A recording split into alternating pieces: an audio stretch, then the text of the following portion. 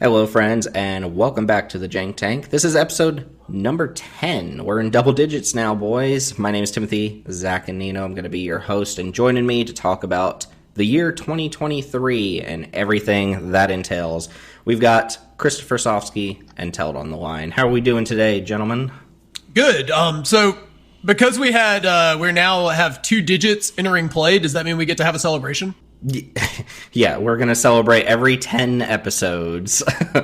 Look back at the podcast, episode 20, Chris, I do have to tell you, I'm a little concerned for our third member here. We were talking off air, and he basically told me that he used to do drug laundering for mattress firms. So I think we should have a morality check sometime off camera. We could have done this before starting the recording, but yeah, we might have to look into his true intentions here. That's you've uncovered my devious plan. I think if we ever did a full-blown background morality check, you guys would have to kick me off the podcast. I'm pretty clean. I'll keep it together. Or at least, I don't know. But let me not dig that far back. Anyway, we're supposed to be looking a year back. Let's go ahead and cut it at the start of 2023. We don't want to dig too far. 2023 was a pretty big year for Magic.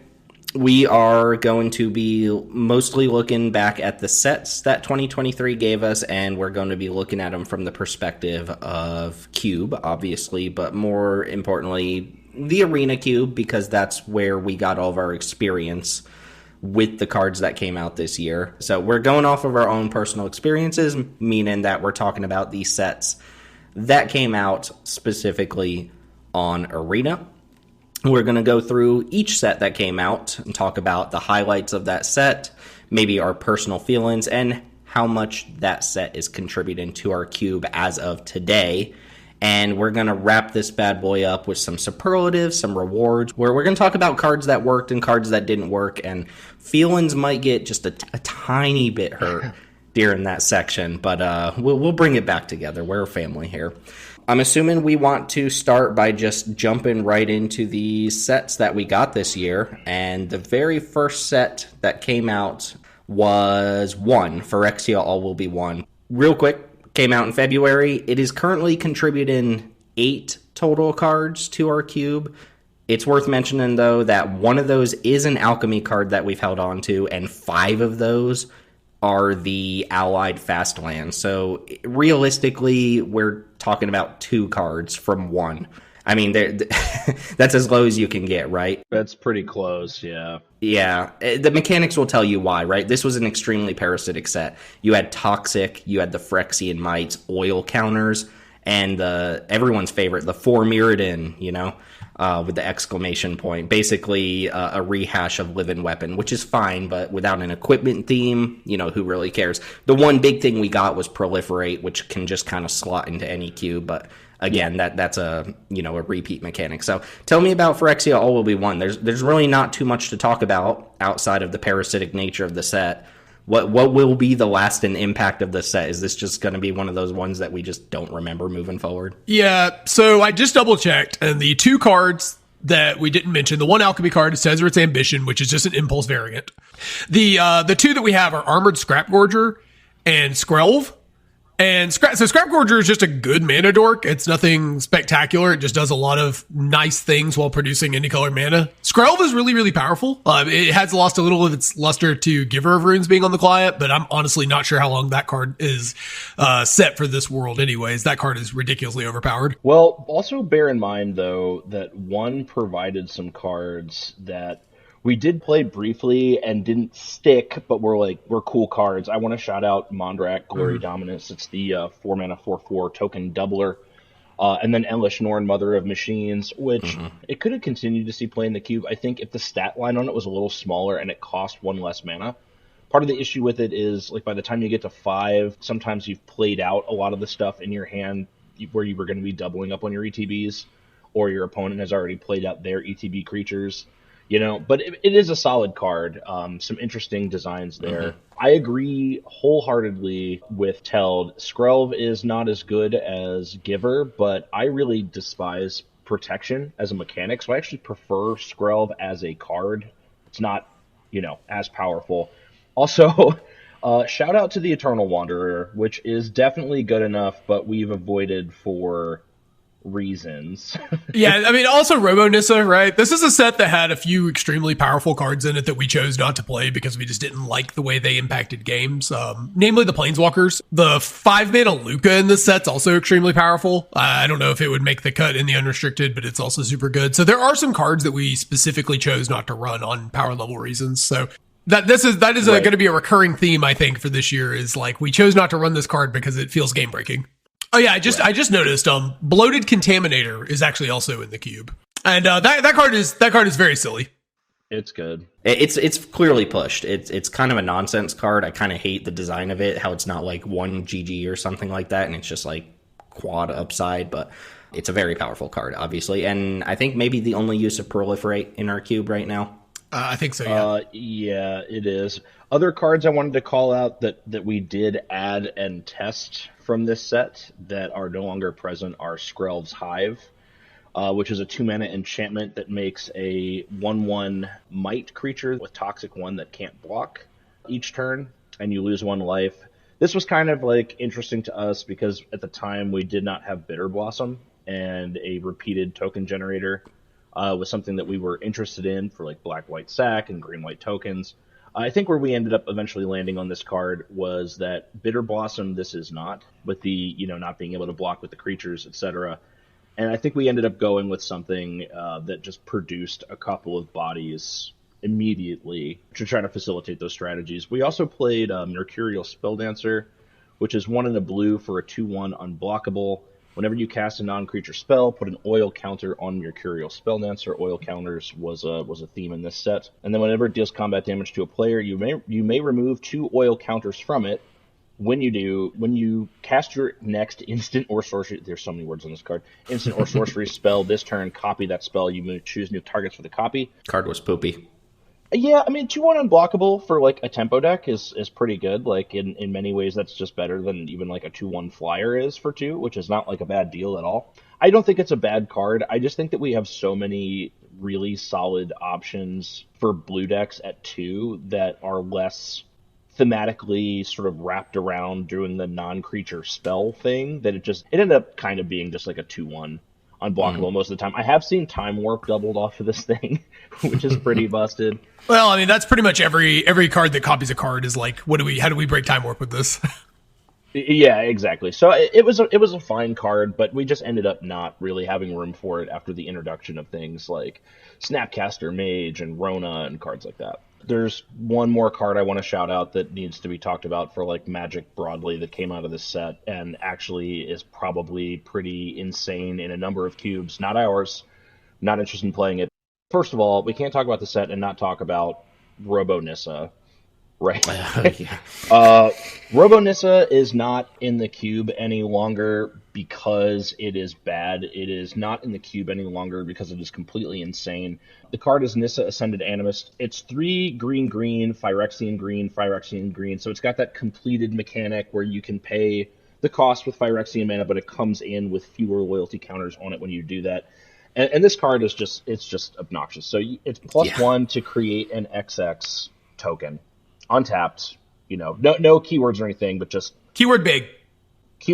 Yeah, if you cast it for 5 and then 2 Phyrexian mana, it comes in with 3 loyalty, you plus it, you make a 4/4. For 5 mana, you've got a 4/4 on board with a 4 loyalty walker. Every time it upticks, the next token it makes is bigger. I mean, like, I don't think that there's another planeswalker that just makes tokens this huge. On a plus, yeah. On a plus. The -1 is destroy target artifact or enchantment, which is not incredibly relevant in our environment. There aren't like a ton of artifacts, enchantments that are running around, but it did snatch, Fable of the Mirror Breaker, the Great Henge.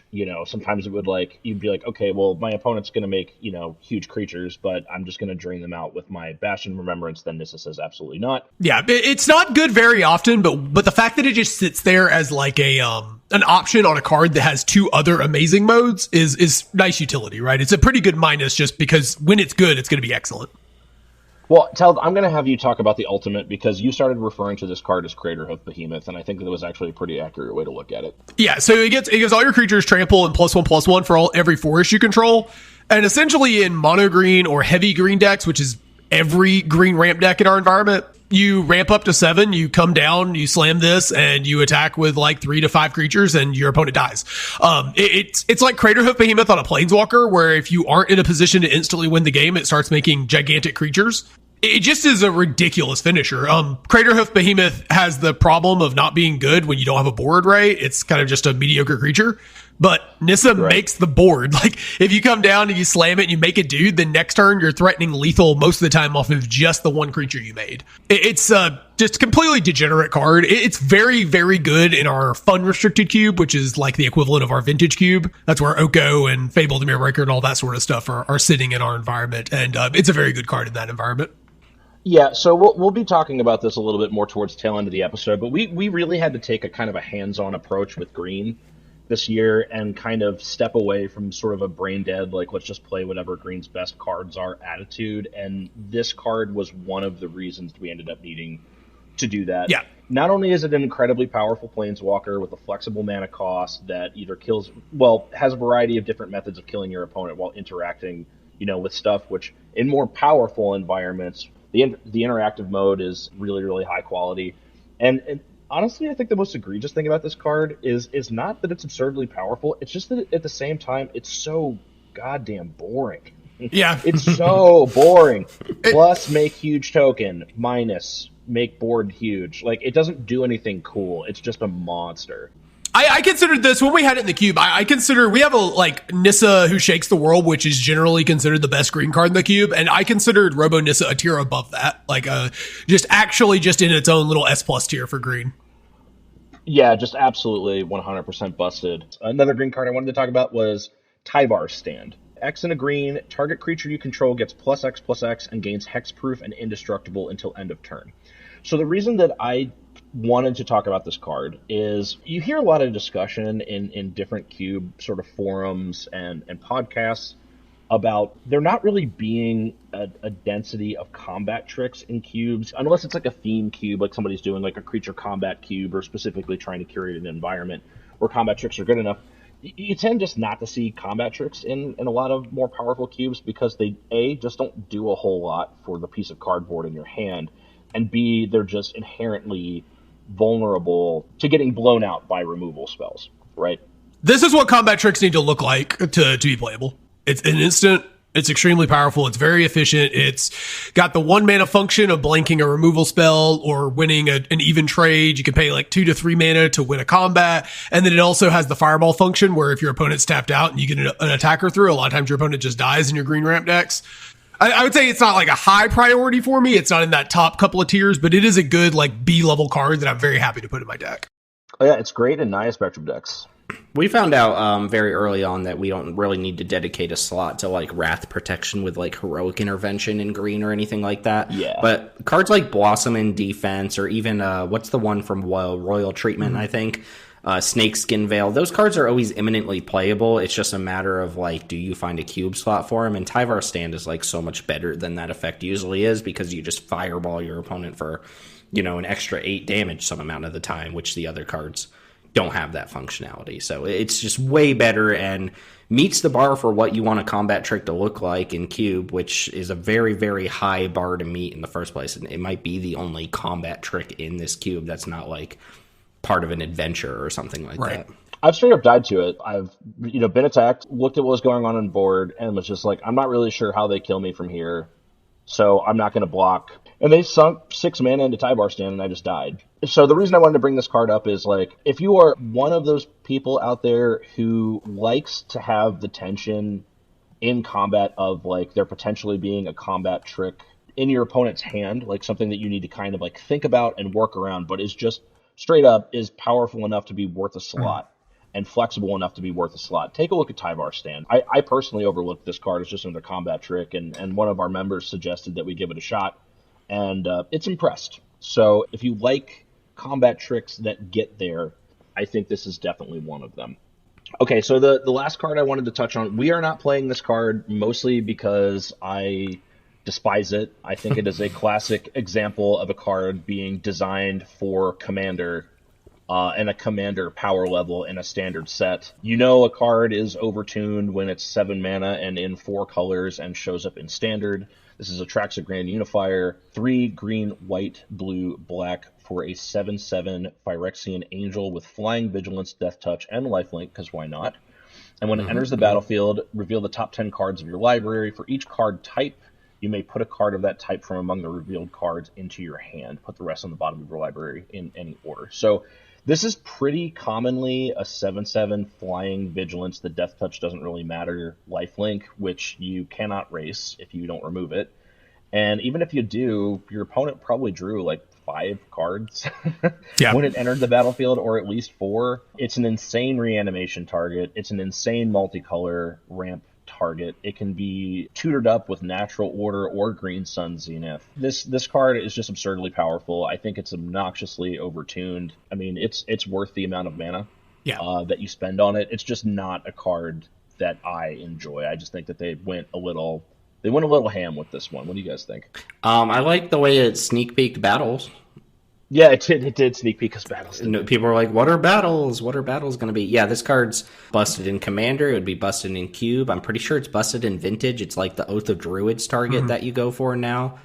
People are playing it in Vintage Cube with Flash and stuff. And, Grizzlebrand's already kind of taken a step down from Archon of Cruelty, but I think Atraxa is also like knocking on Grizzlebrand's, legacy a little bit as far as that big top end card that refills your hand. It's pitchable to all the forces and formats that have, the free spells and stuff like that. So the big upgrade here is that in your Vintage Cube decks too, this is like a castable spell, right? If you're playing your fast mana and you've got decent fixing, you can actually cast this, whereas Gristlebrand is usually only a reanimation / sneak target. This is perfectly castable if you've got the acceleration and the fixing. This has got to be one of the best cheat, sneak, reanimate, whatever targets like ever printed, as evidenced by the fact that it is like the threat of choice in that space in a lot of different formats now. But I really feel like this card should have cost 8 to cast. I think it's worth 8 mana. 8 is a lot more than 7. The fact that this is like such an insane cheat target, but is also perfectly castable in a ramp deck, I think you add those two halves together and you just end up with something that we were just like, yeah, no, we don't want to play this. But I think this was an extremely, extremely relevant Cube print this year, and we'd be remiss not to talk about it. I love that it has Death Touch. Yeah. I do want to say real quick, I'm looking back at our Cube, and I'm realizing my botched research from the very first set. I said that we're playing all 5 of the fast lands. We are not. We're actually only playing a couple of the fast lands, the ones that go in the color pairs that want them. So, like, we're on Copperline Gorge, but we're not on Dark Slick Shore. So when I say there are 7 cards contributed to the Cube from Phyrexia All Will Be One, not all of those are fast lands. That does include like the Bloated Contaminator Tyvar Stand. So that's where I messed up the numbers there. So we'll see if we do that on the rest of the sets too. But we also got Bran in this set. Just tossing that out there. That's probably my favorite card from this set. Bran's a good one. Blood Artist that gets into combat itself is nice. Yep, gets into combat. Yeah. It's really good when you've got the kind of like shipping in with your 1 recursive guy every turn to chip for 2 damage. Yeah. Very, very good card. Yep. Generally better than Zulaport, in my opinion. If you're playing Zulaport, you're not playing Vran, I would encourage you to at least try Vran. Zulaport has the ability to combo out your opponent faster if you have like a huge board, but like pound for pound, Vran tends to get more mileage out of your creatures, and it's a threat that can actually get into combat. I encourage you to check it out if you didn't test it over Zulaport. I think it's better. Yeah. Only thing I don't like about Vran, and then I promise I'll move on, it has a double letter in its name, and when I'm looking it up, I always think it's like a double N or something, but I think it's like maybe a double A, so it's like hard to look up for me. But anyway, Chris is trying to keep me off of the best set of the year here. He's like, every time I'm like, Shadows, he's like, no, we gotta talk about one. Shadows over Innistrad Remastered came to Arena in March. So this was a digital-only set. Granted, it was a remaster of cards that already existed from the original Shadows over Innistrad and Eldritch Moon sets, which were combined together remaster style for my maybe personal favorite set of the year. It is contributing 10 total cards to the Cube right now. Maybe? Question mark. 4 of those cards come from the Shadows of the Past bonus sheet. And for those who don't know, those who aren't Arena players, they did this interesting thing with Shadows over Innistrad where they had a bonus sheet, but they had a rotating bonus sheet. So there were 4 different weeks that Shadows was available on Arena. There was a specific set of cards for each week that comprised the bonus sheet, and the following week that would rotate out with a different set of cards. So a big bonus sheet that was split up into 4 different themes and kind of switched up how the format played out from week to week to week. For our purposes, though, that bonus sheet, Shadows of the Past, pulled in a bunch of cards from original Innistrad block, including Dark Ascension, and I think they pulled cards from Avacyn Restored. I'm not 100% sure. They did, right? Because Grizzlebrand and Avacyn were from original, from Avacyn Restored. But that bonus sheet was huge for us. I mean, we got good cards from the main set, from basically Shadows over Innistrad plus Eldritch Moon.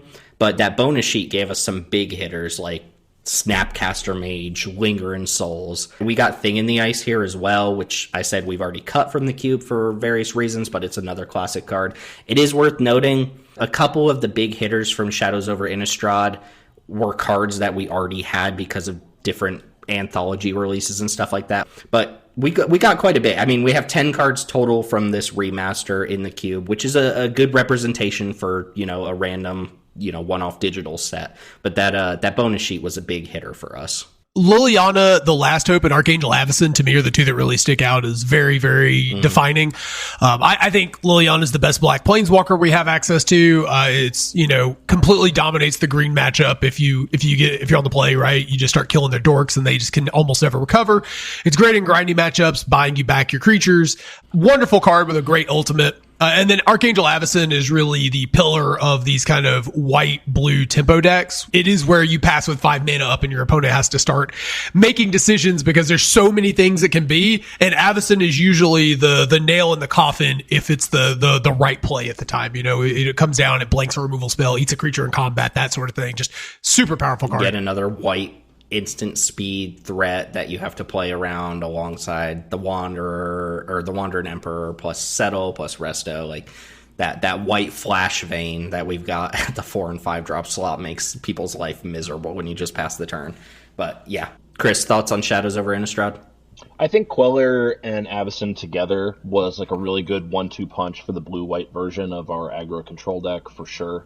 I think the introduction of Avacyn and Spell Queller is when the white version kind of began to noticeably pull away from the black version. But we also got Avacyn's Pilgrim, which is maybe my least favorite of our 1-mana dorks outside of Goose. But it is relevant because we need the highest density of 1-mana accelerants that we can get, right? We're playing basically all of the ones that we consider playable, and picking up Avacyn's Pilgrim, it's just a modest little card, but it's, it would be like if they had given us another cantrip in the set. It's just another effect at one's desirable for a color. Speaking of cantrips, they did not give us Thought Scour for some reason. That was a big troll move. They did not. Thought Scour wouldn't have been an amazing get at the time because there were no graveyard synergies really to speak of in blue, but now that we have Cruise and Dig, it would have been nice to have. We would be playing it right now still if we had it for sure. We're still looking for those cantrips. I did want to mention maybe first off, we got Rise from the Tides too for Peasant Cube, which is a fan favorite. People love that card. They remember it from Limited and how good of a spells payoff. It's one of the most beloved spells payoffs you can have. Well, that's why this is your number one, right? This set was extremely mid unless you got to draft Rise from the Tide, and then it was awesome. Without going into it, this set is Shadows is in my top 5 because of just the clean card design. You look at a card like Tireless Tracker and it's landfall, make a clue, investigate's a great mechanic. Before moving on, I did want to shout out 2 cards. First off, we got Emrakul in this set, which is just complete nonsense card. The whole mind control thing or Mind Slaver thing is just the most ridiculous thing in the world on a 13/13 trample that you can cast for 6 or 7 mana pretty reliably. And maybe controversial, we also got Faithless Looting as a common, whereas it was previously a rare on the client, and that's maybe a little bit of an issue because people already spent rare wild cards on that card, and it's clearly always been a common level card, so I wouldn't be surprised if in the future we see Sign in Blood in a limited set and it's a common, and people get pissed off because it only exists as a rare on the client so far. So a little bit of debauchery there with the wild card system and the artificial upticking of rarity on cards like Faithless Luden, but it is nice to get the original art of Faithless Luden. And the original rarity.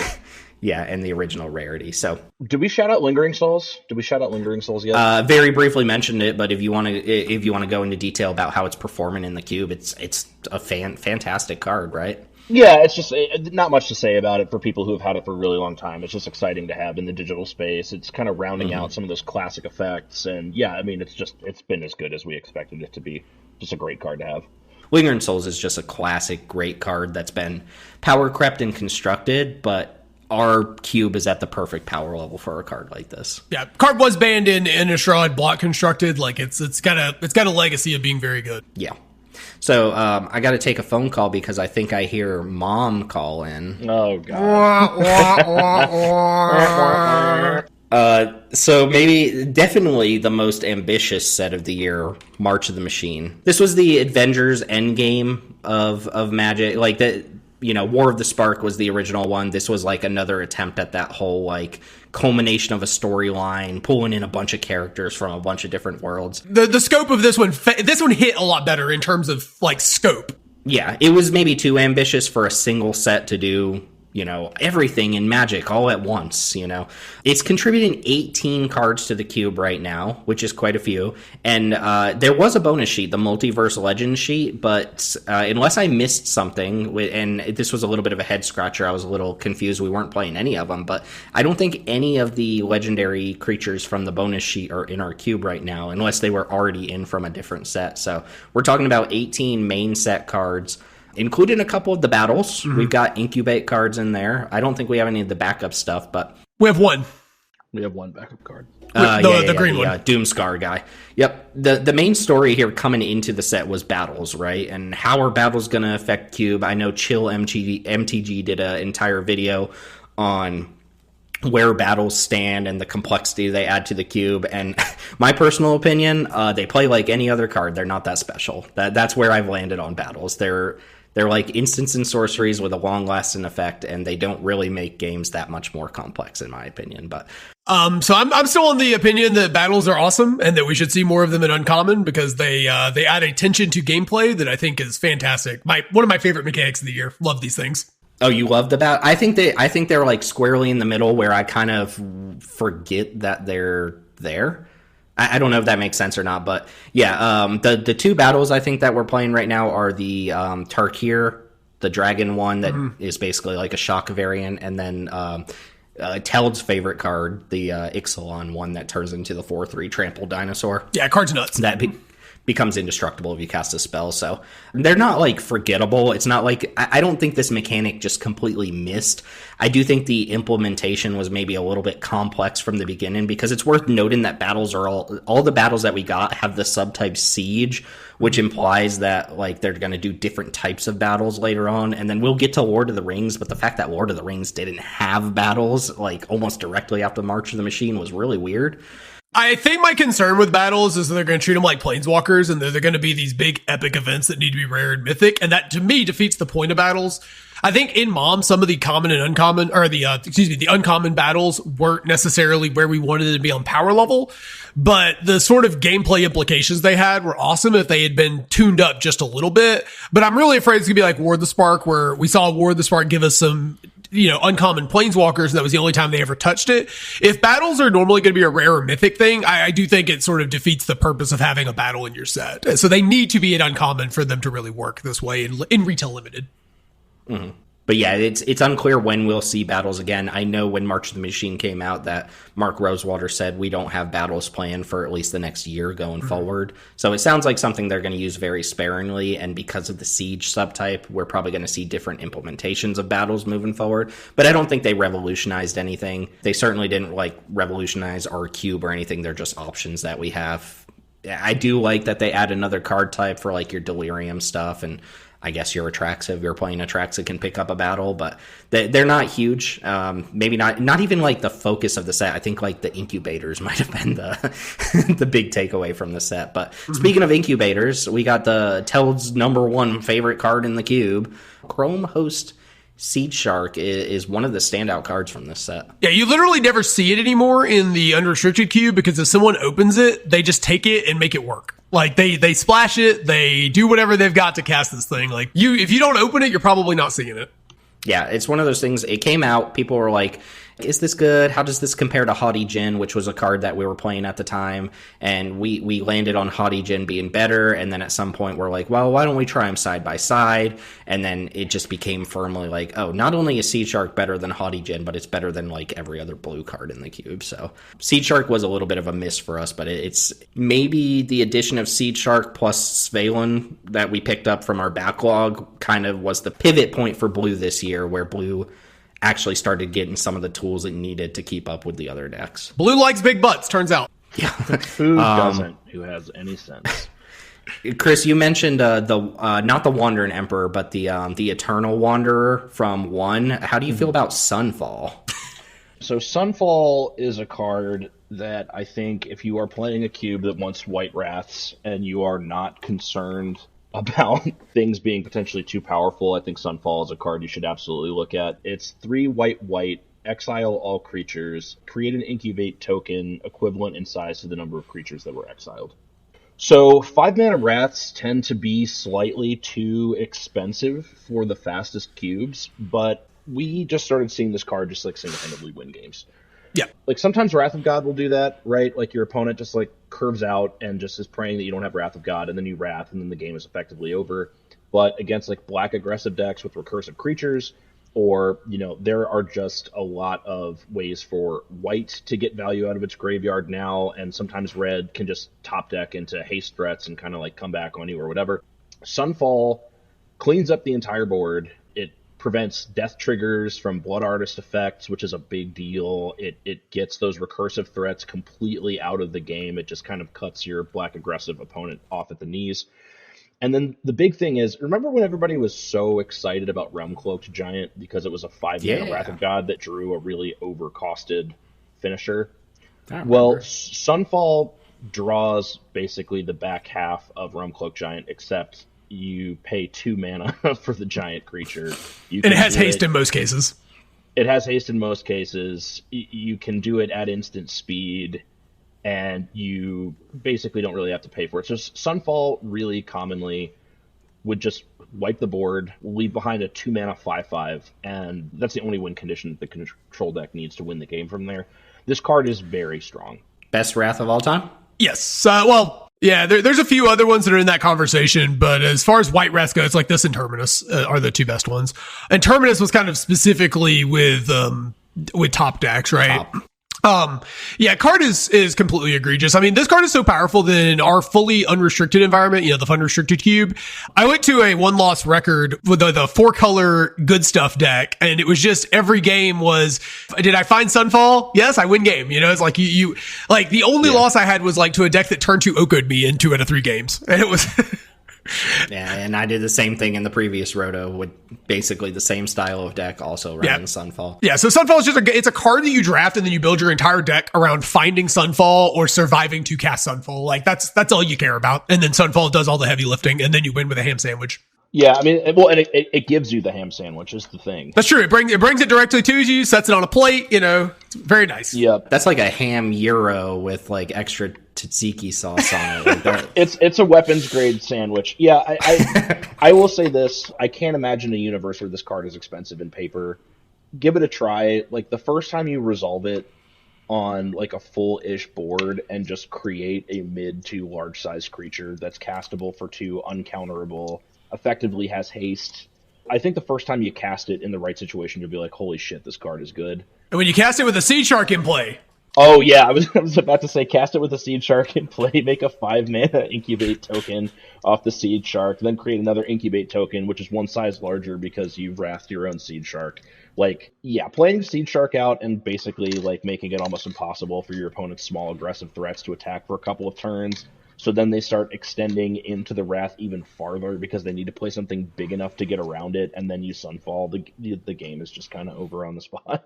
So yeah, try Sunfall. It's a cool spin on a Wrath, and yes, it costs 5, but I'm pretty confident that you will find it to be worth it the first time you resolve it. Yeah, and you'll note that the 2 cards that we're gushing about here both involve the Incubator tokens, which the Incubate tokens played out exceptionally well. I did want to mention the bonus sheet, the Multiverse Legends, put Ragavan on the Arena client, which, you know, the best 1-drop of all time. I'm not going to get into that comparison with like Deathrite Shaman or whatever right now, but Ragavan's in the conversation for best 1-drop of all time. Just a completely egregious card, something that we have no interest in putting in our own cube, but we fire up those fun restricted cubes and somebody first picks Ragavan every single time and goes down the mono red path, you know. And I'm sure there's the new Timeless format. I'm sure Ragavan's showing up there. Maybe Bowmaster is shooting it down, but Ragavan is almost certainly getting its reps in. And I know Kogla and Yadaro, you know, I can't get through this without talking about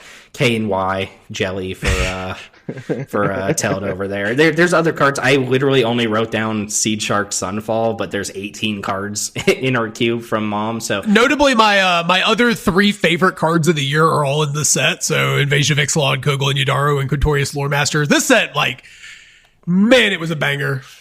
Yeah, it turns out 6/7 for 5 mana and Boros that spits out additional 3/2s every turn. In fact, that Quintorius is the reason that we're not even interested in the Quintorius that we just got in LCI. But. Yeah, let you loop Planeswalkers and all sorts of other stuff. Yeah, like, man, this I did not like the set when it first came out, but this ended up being my favorite set of the year. It's not just for its cube inclusions. The limited environment was great. I've revised my grade on that set like 4 times, and every time it just kind of creeps up. Just really, really great set overall. The set also brought Monastery Mentor to the client. Mm-hmm. So not a new print for anybody who maintains a paper cube, but getting Monastery Mentor, just getting like a cool, powerful build around that people are excited to draft was a big deal. Yeah. And Teld, this set also brought a Tali. Oh yeah, we don't even have a Tali on here. Yeah, Tali's great. It's in the fund restricted. It's the reason you should first pick Sneak Attack if you see it. I've argued to try a Tali in the unrestricted cube like 3 or 4 times. Just it's probably good enough. It would probably be bad gameplay just because you're gonna get to 7 mana and you're not gonna win the game. But man, a Tali's sweet. I was going to say, even outside of the splashy cards, and there are a lot of splashy cards in this set, when we just look at the sort of nuts and bolts magic cards that we got, cards that are interaction pieces or cantrip type cards, this set also is loaded with them. There's, obviously, like, you've got the 2 invasions that are kind of in that vein but also flip into a very good card, but there's cards, we got the, a printing of Stoke the Flames, there's Pile-On, there's Change the Equation's been a good counterspell for us, Seed of Hope, Elspeth Smite, that sort of stuff. There's a lot of good nuts and bolts magic cards in this set. And there are some cool legends that, like, were either too multicolored to really, like, be a fit for the cube. I think that the Abzanthalia and Gitrog Monster is a really solid mid-range card. The 3/4 Narset that attacks and casts spells out of graveyards and gives your entire board prowess is cool. There's just, like, there's a lot of good stuff in here. And we could talk about the set for a while, but we should probably keep moving. One card that I wanted to specifically shout out that I think probably didn't create like huge ripples of excitement throughout the Q community, but I think is actively really good, is the 2-mana Rona. Mm-hmm. Let me see. Let me pull the card up real quick. Oh, you don't know it by heart? I'm surprised. Rona is 1 and a blue for a 1/3 human wizard. Whenever you cast a legendary spell, untap Rona. Tap to draw a card, then discard a card, and then for 5 and a Phyrexian black, you can transform Rona. And basically, it turns Rona into a 5/5 kind of Phyrexian obliterator thing. The back half is nuts, but I'm going to go on record and say that I think, as a looter, I think that this is actually better for kind of a lower power, creature-heavy environment like ours than like a Jace Vern's Prodigy is. JVP flips into a Planeswalker that's very powerful, but it is a 0/2. The fact that Rona blocks in a creature combat heavy environment is a big deal. Also in those like more powerful vintage cube type environments that are a little less creature centric, it's the fact that it doesn't really block matters less, and right. The Planeswalker is like easier to keep alive. So I'm not going to say that this is a better card than JVP. I'm not making that point. I'm saying, like, in environments where your blue decks want to play early creatures that block to keep you alive, I think this is actively better. Yeah, we are more of a Savannah Lines format, and that the fact that this blocks Savannah Lines profitably is huge for us. It's a really big deal. I do think this has a bit of, and we'll get to this later, but I do feel like Rona has a bit of Chains of Mephistopheles vibe going on, where there's a ton of text on this card that is irrelevant. And surprisingly, the untap when you cast a legend isn't the irrelevant part, but it's pretty much the entire backside. I think I've seen this flipped like one time the entire time we've played it, and it's still excellent. It's still just a good card. I've definitely played matches or games with Rona where the untapping it when casting a legendary spell has come up like 2 or 3 times in a game. It's just a great card. Anyway, that's just my 2 cents on that one. Chris has been championing Rona since the addition to the cube, and it's been quite good, and it's a testament to how good the looters have gotten over this year. Specifically, you know, we have maybe like 3 or 4 looters in our cube right now. There's also there's Fairy Mastermind in this set, which is another 2-drop blue creature. But yeah, we could talk about March of the Machine cards ad nauseum, but instead of talking about March of the Machine cards, we should probably take about 2 minutes to talk about March of the Machine, the Aftermath cards, which for some reason has this "the" in the title, which is stupid. I hate to be that negative about a set because I'm usually way more positive than most people, but the Aftermath is like a hot garbage fire of a set. It's literally like, excuse my French, but it's like the sloppy seconds of March of the Machine. You can tell they had like slightly more designs than they had room for. And I like the concept. What they were doing here was in the story, the planeswalkers all got mass desparked, right? So they wanted to show the non planeswalker versions of a lot of characters, and I think they made really cool designs, like the Obnixilis, who's now stuck on Capenna after causing, you know, a ruckus. You mentioned the Narset, which is from the Aftermath as well. But then you get, like, there's like 7 dinosaurs in this set, and it's a set of like 50 to 55 cards. Like, it's just a lot of throwaway designs. The legendary creatures are all commander focused, which, you know, that's okay to have a commander focused product, but this is a standard legal set. They made a very specific adjustment to standard to fit this in, and then it was essentially commander supplementation. Like, the idea should have been to support standard decks in a way that you could avoid putting them in a limited retail set, which would presumably mean that you push them a little bit, right? It more like March of the Machine, the afterthought, right? I mean, so we're only playing 3 cards from the set. We tried out that Narset. I don't necessarily know that the Narset was bad, more that it was just a 3-color card, and we only have so much room for 3-color cards. Yeah. And we're just playing 3 cards from the set, and they're all black cards, coincidentally, but it's like, you know, blot out as just like a fine mid-range removal spell that's not even an all-timer removal spell or anything like that. The Scavengers is in here. We just added Ayara's Oathsworn, which is a cool card, but not like, we're not losing our marbles over Ayara's Oathsworn. These are all just moderately aggressive fillery creatures and a slightly upgraded removal spell. That's what the set is. It's a little unfortunate because it was trying to do this storyline thing. The real thing they messed up with here, which doesn't affect us from the cube perspective, is that in paper they charged the same amount for this product as they would for a normal retail set. Oh, I did not know but that. the packs were like 6, 7, 8 cards or something like that. But they charged you full retail price for it. That's a bad look. There's only, I don't know the exact number, but there's like 55 to 60 cards in the set. So if you bought like a booster box of this, you're just opening repeats of everything because there's not that many cards to open. So this was also the one that got the whole Pinkerton spoiled all ahead of time thing. So there was more controversy. Just a completely botched set. Everything around this set was just a garbage fire. It reminds me of the double feature thing where it's cool concept. I get what you're going for. The implementation was terrible. And according to Mark Rosewater, this set received the worst user feedback of any set, period, they have ever received in the 25 years that they've been tracking user feedback. So, and it feels like it. It's just all throwaways. But yeah, let's go ahead and follow suit. And there is one we got like, some. design You that got I think an is kind of Aftermath cool. card? Well, it's not for our cube. It's actually kind of hard to conceive of a cube that it would be like an excellent fit for, but I just think it's like a cool design. I like to see like Boros cards that do something new and weird. And who knows, like, depending on the texture of Boros cards they print in the future, like, maybe this just ends up being a playable card. I'm talking about PNLR Console of Revival. Yeah. It's a cool card. It's a red and a white for a 2/3. Thopters you control have haste. Whenever you play a land from exile or cast a spell from exile, you create a 1/1 colorless Thopter artifact creature token with flying. So it's just cool. Like, it's a cool design. It seems like the kind of thing that really needs to be built around currently, but depending on like what kind of cards we see in the future, how widespread impulsive draw becomes, or how pushed it becomes in terms of its cost, like this is something we can maybe look at in the future. Not really relevant for Cube right now, at least as far as like I can conceive of, but I just wanted to shout out an interesting design. There was a Doctor Who mechanic that came out in the Commander decks called Paradox that was like, do a thing whenever you cast a spell from anywhere other than your hand. And they've been using that design a lot more often recently. So I'm just calling them Paradox effects, even though it's a little bit different. But yeah, P is a really cool Boros card that doesn't really fit the context of our cube, but really cool. Great Commander card, but everything in March of the Machine, great Commander card. Anyway, let's go ahead and bundle up. The Lord... I feel like I have to do it with some gravitas. The Lord of the Rings, Tales of Middle-earth, released in June. 10 cards in the cube right now, although we have more to talk about because this is somehow a very high power level set, despite being billed as like a core set kind of feel.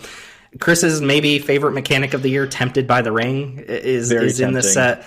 Yep. My actual maybe favorite mechanic of the year. I do like what they did with Amass. Formerly, Amass came out in War of the Spark, and it made zombie tokens, and then every time you amassed, your zombie army got bigger. But it didn't make sense to make zombie tokens for the Lord of the Rings set, so they changed Amass. They eroded it a little to have a creature type associated with it. So in this set, it was Amass Orcs, and then they went back and changed all the War of the Spark ones to Amass Zombies. And we actually got a card in one of the Commander products this year that has Amass Slivers. So I feel like they're going to use Amass more in the future. And I've already called it. They're going to do Amass Squirrels at some point in the future. I can already feel it. I'm going to keep saying that until it happens. Yeah, that feels like a safe bet, yeah. Yeah, but I think the Amass change was actually a really cool change to kind of make armies work. And armies are fun. So Amass was fine. It's worth noting this was a fully draftable Universes Beyond set. So given the success of Lord of the Rings, we're getting more of these. They're here to stay. If you're not a Universes Beyond person, I'm sorry, but they're here to stay. We've already got confirmation of a bunch of them coming out next year. Fallout, Assassin's Creed. I think we're getting Final Fantasy either next year or the year after. That one's going to be the fully draftable set, right?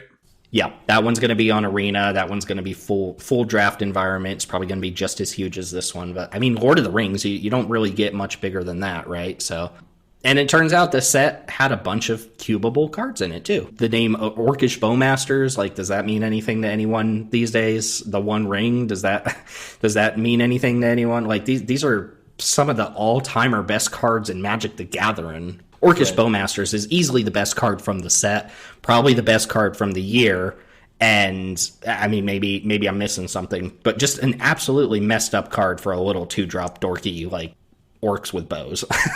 Yeah, I mean, it does everything. It makes 2 bodies, it has flash, it kills 1 toughness threats, it punishes your opponent for drawing cards. This card just being so insanely punishing against blue decks specifically, because a lot of red decks that generate card advantage, they impulsive draw.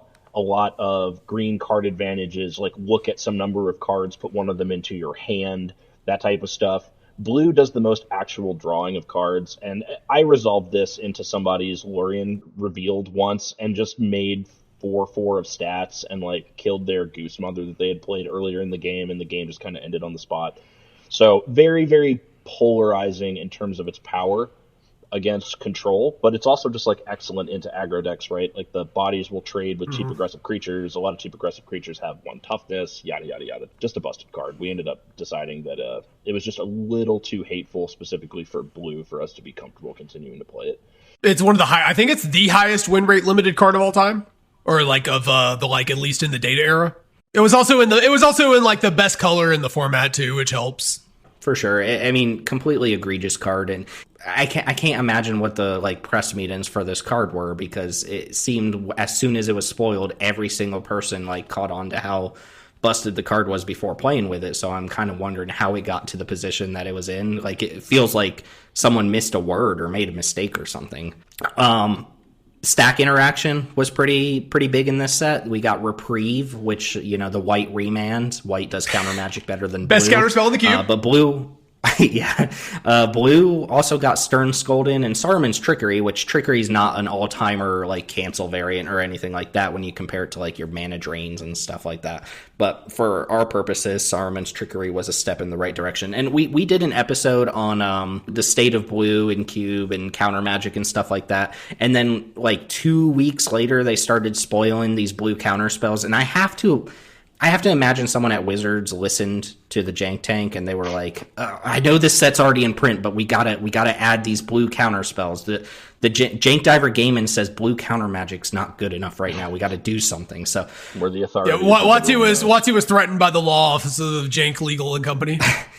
So what I'm saying is, you're welcome, blue players. Let's take a moment to appreciate or not appreciate the two artifacts that we tested out, the One Ring and Palantir of Orthanc as the other one. There was actually a third as well. Remember, we did also test Andoril, Flame of the West.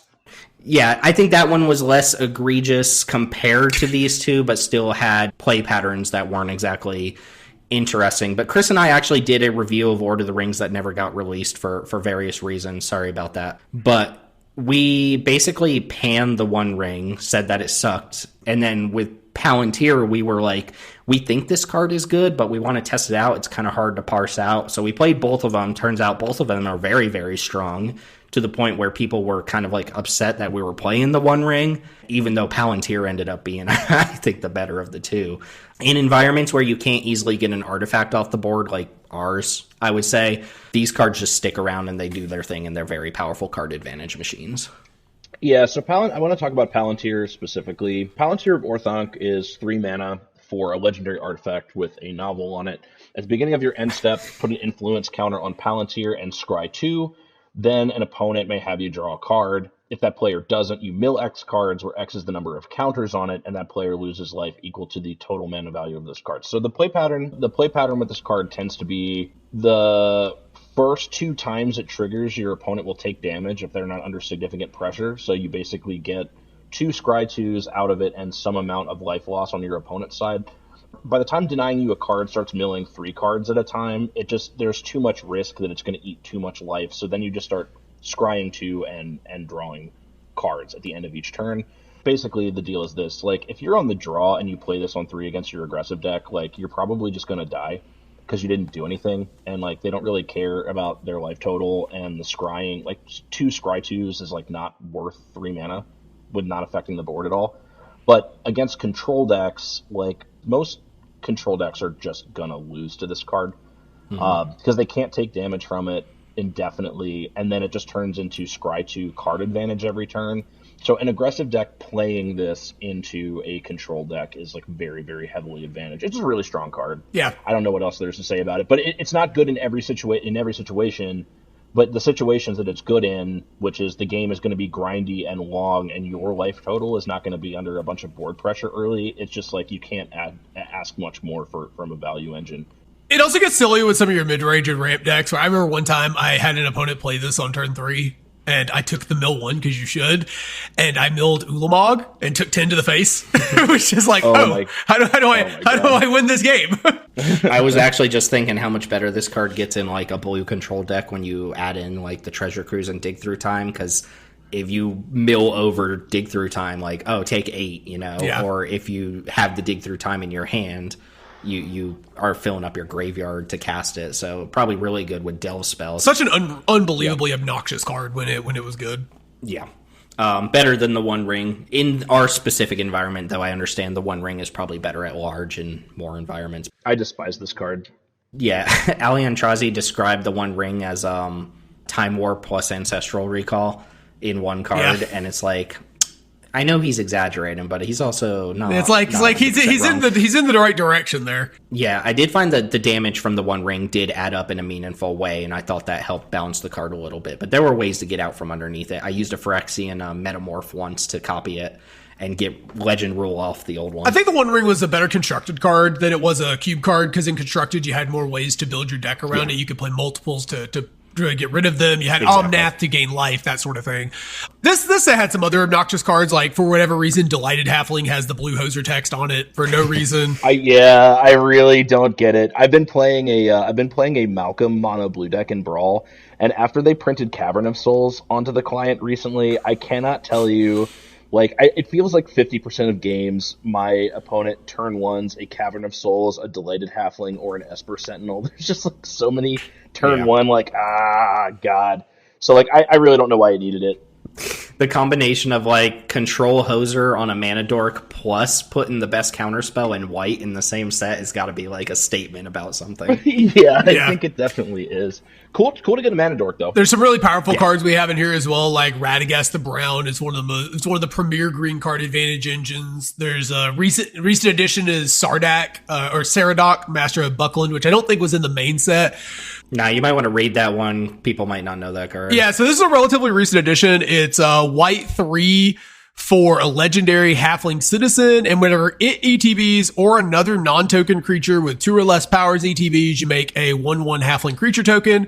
It's a 2/4, and you can tap 2 other halflings you control to give it +2/+0 and lifelink it till end of turn. So just a solid little value card, generates a lot of extra tokens, kind of doing the Mondrak thing of being a good tokens kind of enabler, but also it has the gold rule of it does the thing while enabling the thing. So it's good with your tokens and it by making them, and it also, you're generating a lot of extra value, which is what these Go White decks wants to be doing anyways. So really decent card. Yeah, just a very powerful set overall. There's some couple powerful gold cards in the set. The 1-mana Cyclers also, Lorien Revealed has been an excellent card. So a lot of really good cards in this set. Lorien Revealed is one of my favorite cards from the set. Just those trinkety things. We talked about this with Fetch Lands last episode, but just being able to cycle a spell into your graveyard and functionally replace like a land while also fixing you. There's a lot of trinkety things that come up with being able to do that on a spell instead of an Evolving Wilds or something like that. And I find the land cyclers are really cool and obviously showcased how powerful land cycling 1 is compared to just the land cyclers that we get in every set that are 2 mana. We had them in Ixalan, we had them in March of the Machine had them as well. The 1 mana land cyclers were just a huge difference. Did you guys want to touch on Shadowfax for Peasant really quick? That's been a cool card, right? Yeah, Shadowfax is sweet. That's the Boros horse, which gets the big like flavor nod this year, right? For the whole meaning of haste. Like everybody has to agree that's like one of the best like in-game card jokes that they've ever made on a card. Shadowfax is a 5 mana in Boros for a 4/4 with haste, and when it attacks, you can put a creature with lesser power from your hand onto the battlefield. And we added this as like, hey, this is a cool top-end, mid-rangey Boros finisher.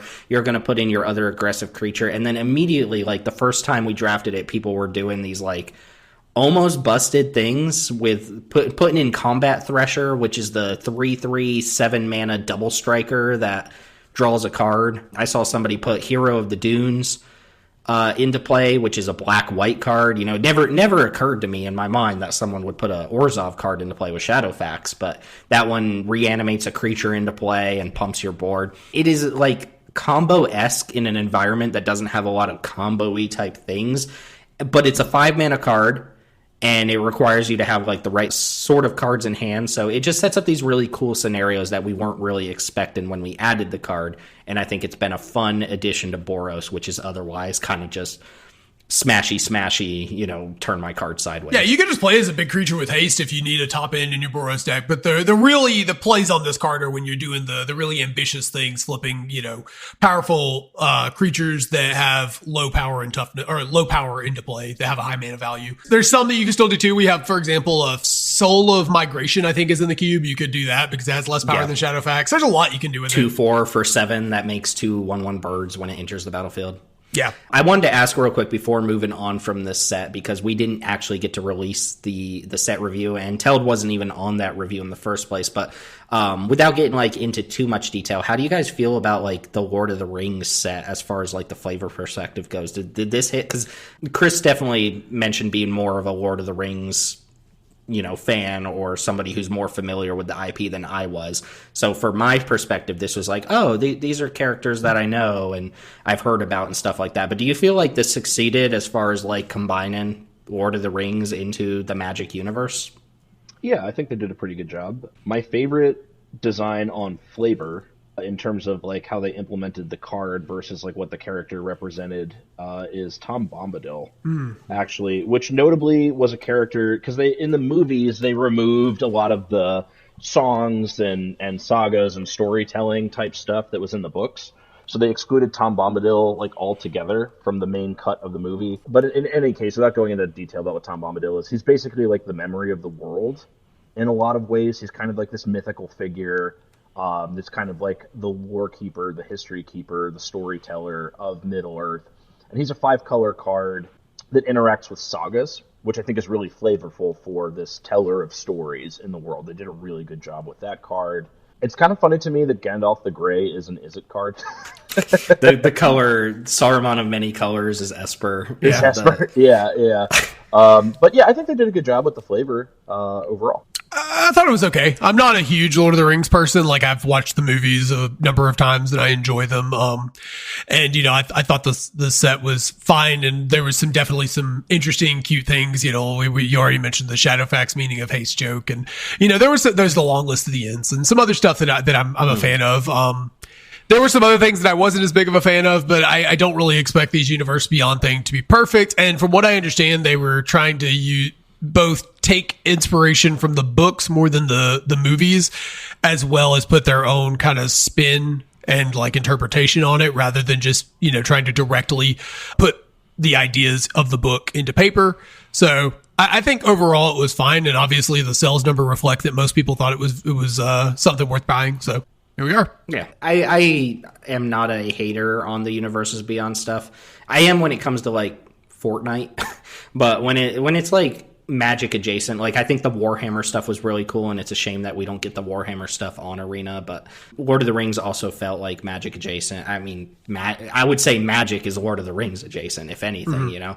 So I feel like this was successful, you know, without getting into detail. I liked seeing these characters that I didn't know, or the ones that I've heard about, or the ones that I'm like vaguely familiar and stuff like that.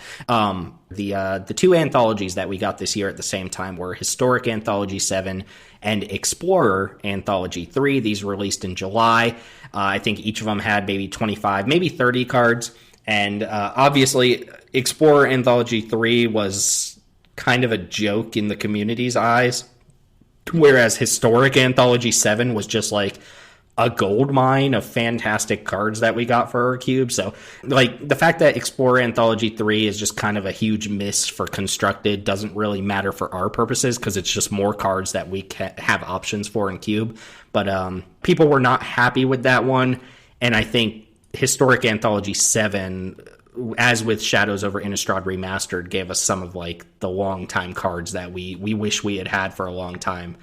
Basically backlogging some classic cube cards. So we got overall 10 cards from these anthologies that we're still currently playing. So Explorer Anthology 3 gave us we're not a quarter playing shield. all these cards. Constructed All-Star, a quarter shield. It did give us Deathrite Shaman. And these are not all cards that we're playing. We're not playing Deathrite Shaman currently, but we got Deathrite Shaman, Voice of Resurgence, Chord of Calling, Abbot of Carol Keep, and Cyclonic Rift. World-Spied Worm is not relevant for our format at all, but they snuck that in there too.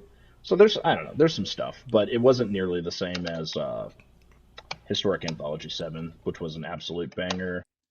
That gave us Bloodghast, The Titans. Chris' favorite there. The Titans, which we're currently on, I think, just Inferno. No, we're on Grave Titan and Inferno Titan. Grave Titan's been excellent too. Inferno Titan's good as well, but Grave Titan's been a big player for the Dimir control decks. Vendilion Click, I know, has dropped off in Constructed Magic and even like Legacy Vintage Cube lately, but those modern 2015 All-Star cards are at the perfect power level for our cube, so we were extremely happy to pick up Click, which is interesting because we also got a bunch of blue 3-drops this year that are all competing with each other now, but the Horizon lands as well, the sack lands like Fiery Islets and stuff like that, we got the full cycle of those minus Horizon Canopy. There's a lot in that anthology, even ones that we're not playing. Yeah, it was great. These overall, a collection of 50 cards that we can pull cards from for our cube. They're always nice when we get these anthologies because we don't care about their constructed implications. Right. Mm-hmm. There's also Acidic Slime in here, which we're not playing. I don't know how Acidic Slime measures up in like older cube formats anymore. but it used to be like a standard in Vintage and Legacy cubes for the artifact, enchantment, or land destruction. We got Bloodbraid Elf. It's a nice card to look at in the list. My girl section has Bloodbraid Elf in it. Finally, awesome, classic. And then we also got Giver of Runes, which is a card I'm becoming less and less of a fan of, not on power level, but just because I find protection obnoxious. But this is definitely the most powerful effect like this we have access to, and that's in here. We also got Repeal, which we're not playing, but Repeal is a card that you see show up in lists. We also got Primeval Titan, but we'll save that for later, don't worry. Yeah. So not much else to say about Anthologies. There's not really a lot of story to it. It's just backlogging cards for Arena. So we got some cool cards from the Anthologies, which moves us into Wilds of Eldraine, my personal favorite set of the year. As far as new releases go, I think Shadows was like my favorite limited set. But Wilds of Eldraine, controversial in the end. I know a lot of people actually were way lower on it than I was from a limited perspective, but I thought it was awesome. We are currently playing 18 cards from the set, 3 of which come from the bonus sheet, and we're also playing 1 alchemy card from the alchemy release, Talion's Throne Guard, which is kind of like a Venser variant, a flash creature that can bounce a spell off the stack or bounce a permanent. Not really that much significantly different from Venser, and could totally exist as a paper card, which is where we want the alchemy cards to land if we're going to play them. But worth noting here, the bonus sheet, Enchanting Tales, was the biggest miss for a bonus sheet so far. It was clearly tailored towards Constructed and Commander. You had all the Commander reprints, like your Ristic Studies, your land taxes, and things like that. And then the ley lines taking up slots. This was a huge failure for the limited format, because basically 85% of the Enchanted Tales were unplayable limited cards. But I guess if you're opening like a box in paper, you probably got your value off of it. So it didn't really fill the function of a bonus sheet, in my opinion, which should be to reprint valuable cards and bolster the limited format. I think it did the valuable cards thing, but it did not bolster the limited format. So I would call this like an abject failure of a bonus sheet. It did, however, give us Utopia Sprawl, Bitter Blossom, and Goblin Bombardment. I think the bonus sheet was a bigger fail when you consider how good the mom one ended up being. I know there were a couple of just super egregious bangers on that one, like Elish Norn, but the mom bonus sheet had a ton of cards that were these kind of self-contained archetypes. You know, you had the companions, and there was like the red-white equipment guy that was his own deck. You'd get 2 of those and just build an entire deck around him. That's Skithrix, so you could feel what it's like to die to Infect and learn what Regenerate is in 2023. Yeah, but outside of a couple of really powerful cards on that, there were just a lot of good build-arounds, and I think there were less of that. You know, there was like Griffin Airy in this set that could have conceivably been like a cool build-around, but I don't think I ever saw that card played in the format. Yeah, but then you had Oppression, you had Karmic Justice, you had Waste Not, you had these things that did nothing that the limited format was doing and aren't really like valuable or desirable cards for Commander. So like it begs the question, like, was there just nothing else to reprint? I mean, you guys are talking about how the bonus sheet was a failure for limited, and I could buy that, but I think it was the single most important bonus sheet for the client, and it's not even competitive. I mean, straight up, like I play Brawl, and like land tax and Necropotence and Ristic Study and Sneak Attack and like all of this stuff is like showing up and having like really big impact in that format. I don't know if that's relevant for anybody listening to this podcast, but like, I mean, some of the most powerful cards in the Brawl format came off of this. And then the problem is it came at the expense of a limited format, right? When these cards are an active detractment to your limited format, that's not good, right? You want your limited formats to be good. The card quality is good for a lot of different places. And again, I think my ideal bonus sheet, if this is a thing that they're going to keep doing, which this is bonus sheet number 7, by the way, in Magic. If they're going to keep doing that, it needs to fulfill the function of being good for limited and good for constructed, which Strixhaven, the Mystical Archive, is like, in my opinion, the peak like bonus sheet, because everything's playable and limited, but also you have cards that are worth opening for constructed or whatever with your Demonic Tutors and your Time Warps and Swords of Plowshares and stuff like that. So I can't call this one a failure overall because of the card quality that's there. It's only a failure for limited, which is that doesn't affect people who don't play limited at all.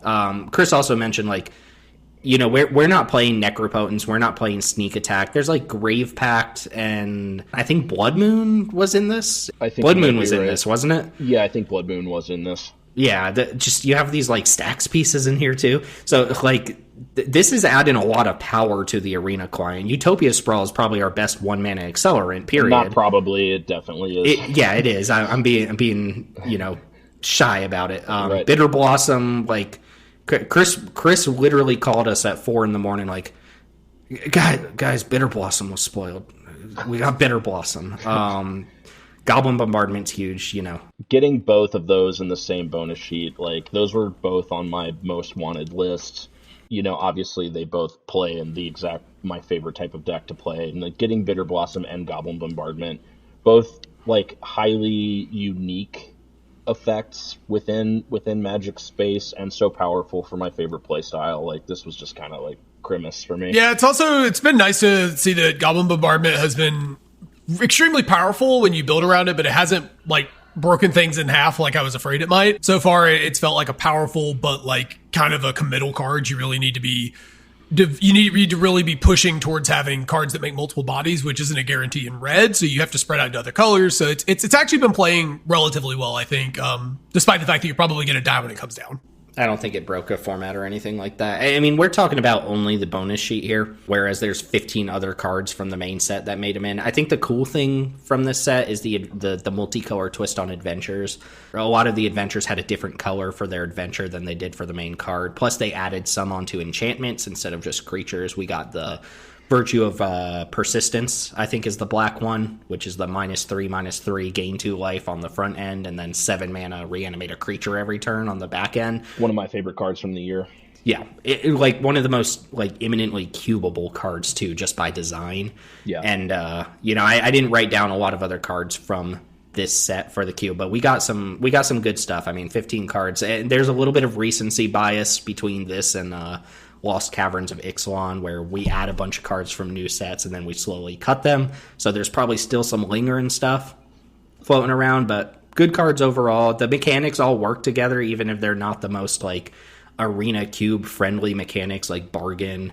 Roll tokens, I got the impression people didn't really care for roll tokens, and they're not like something you build around in cube, but they're perfectly fine. I thought bargain was cool. Yeah, I think also if you're someone who's interested in combat tricks, I do think probably the second best generic combat trick is out of this set. Monstrous Rage is a card we're playing in the Peasant Cube, and it's a great way of pushing through a bunch of damage for a relatively low amount of mana. It's 1 mana +2/+0 and a monstrous roll token, which gives +1/+1 and trample to your creature.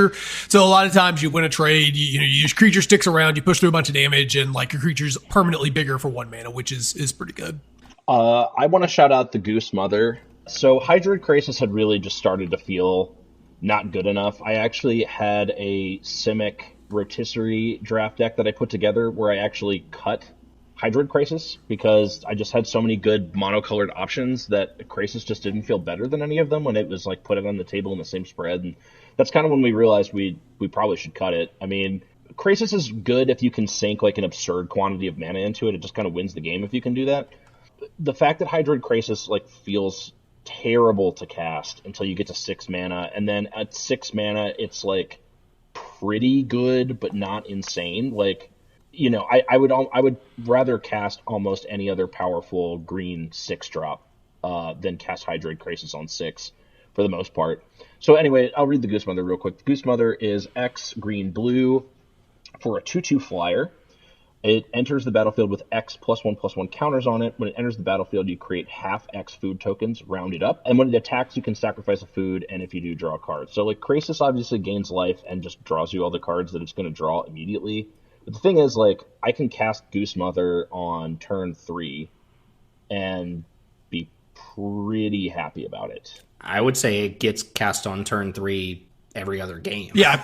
I think three mana is probably the sweet spot on this card. 3 and 5 are easily the two you see most often. Right, and I like that because it's a scaling card. Like later in the game, if I have like 9 mana and I'm still alive, like I'd much rather draw Krasis than Goose Mother. But Krasis always looks junky in your opening hand, and the fact that you can just like your big modal flyer X spell that draws cards being something I can go Elf on turn 1, turn 2, cast Goose Mother, make a 3/3 flyer that's going to attack and draw a card the next turn. Like that's a pretty good deal for 3 mana. It's good at 5. It's good at higher CMCs. It's important for your Hydra style spells to like actually have stats on them. They're not 100% comparable as cards, but I personally think that in a faster paced cube environment, Goose Mother is just like is way better than Hydroid Crisis, in my opinion. Yeah, I don't think it's been particularly close, honestly. Goose Mother, just being able to cast it on turn 2 if you need to is already huge, and you can't cast Crisis on 3, really, either. You can, but you're going to lose if you're in a position where you have to do that. Crisis felt like a reward for being able to survive to like turn 10, but Goose Mother feels like just a generically good reward for being in blue-green, which is probably our least played color combination on average. So the two blue-green cards we have, which are Goose Mother and Uro, feel appropriately powerful for what you're paying in terms of deck building cost to get into the color. Yeah. Goose Mother's also legendary. Works with Rona. True. Legendary bird Hydra.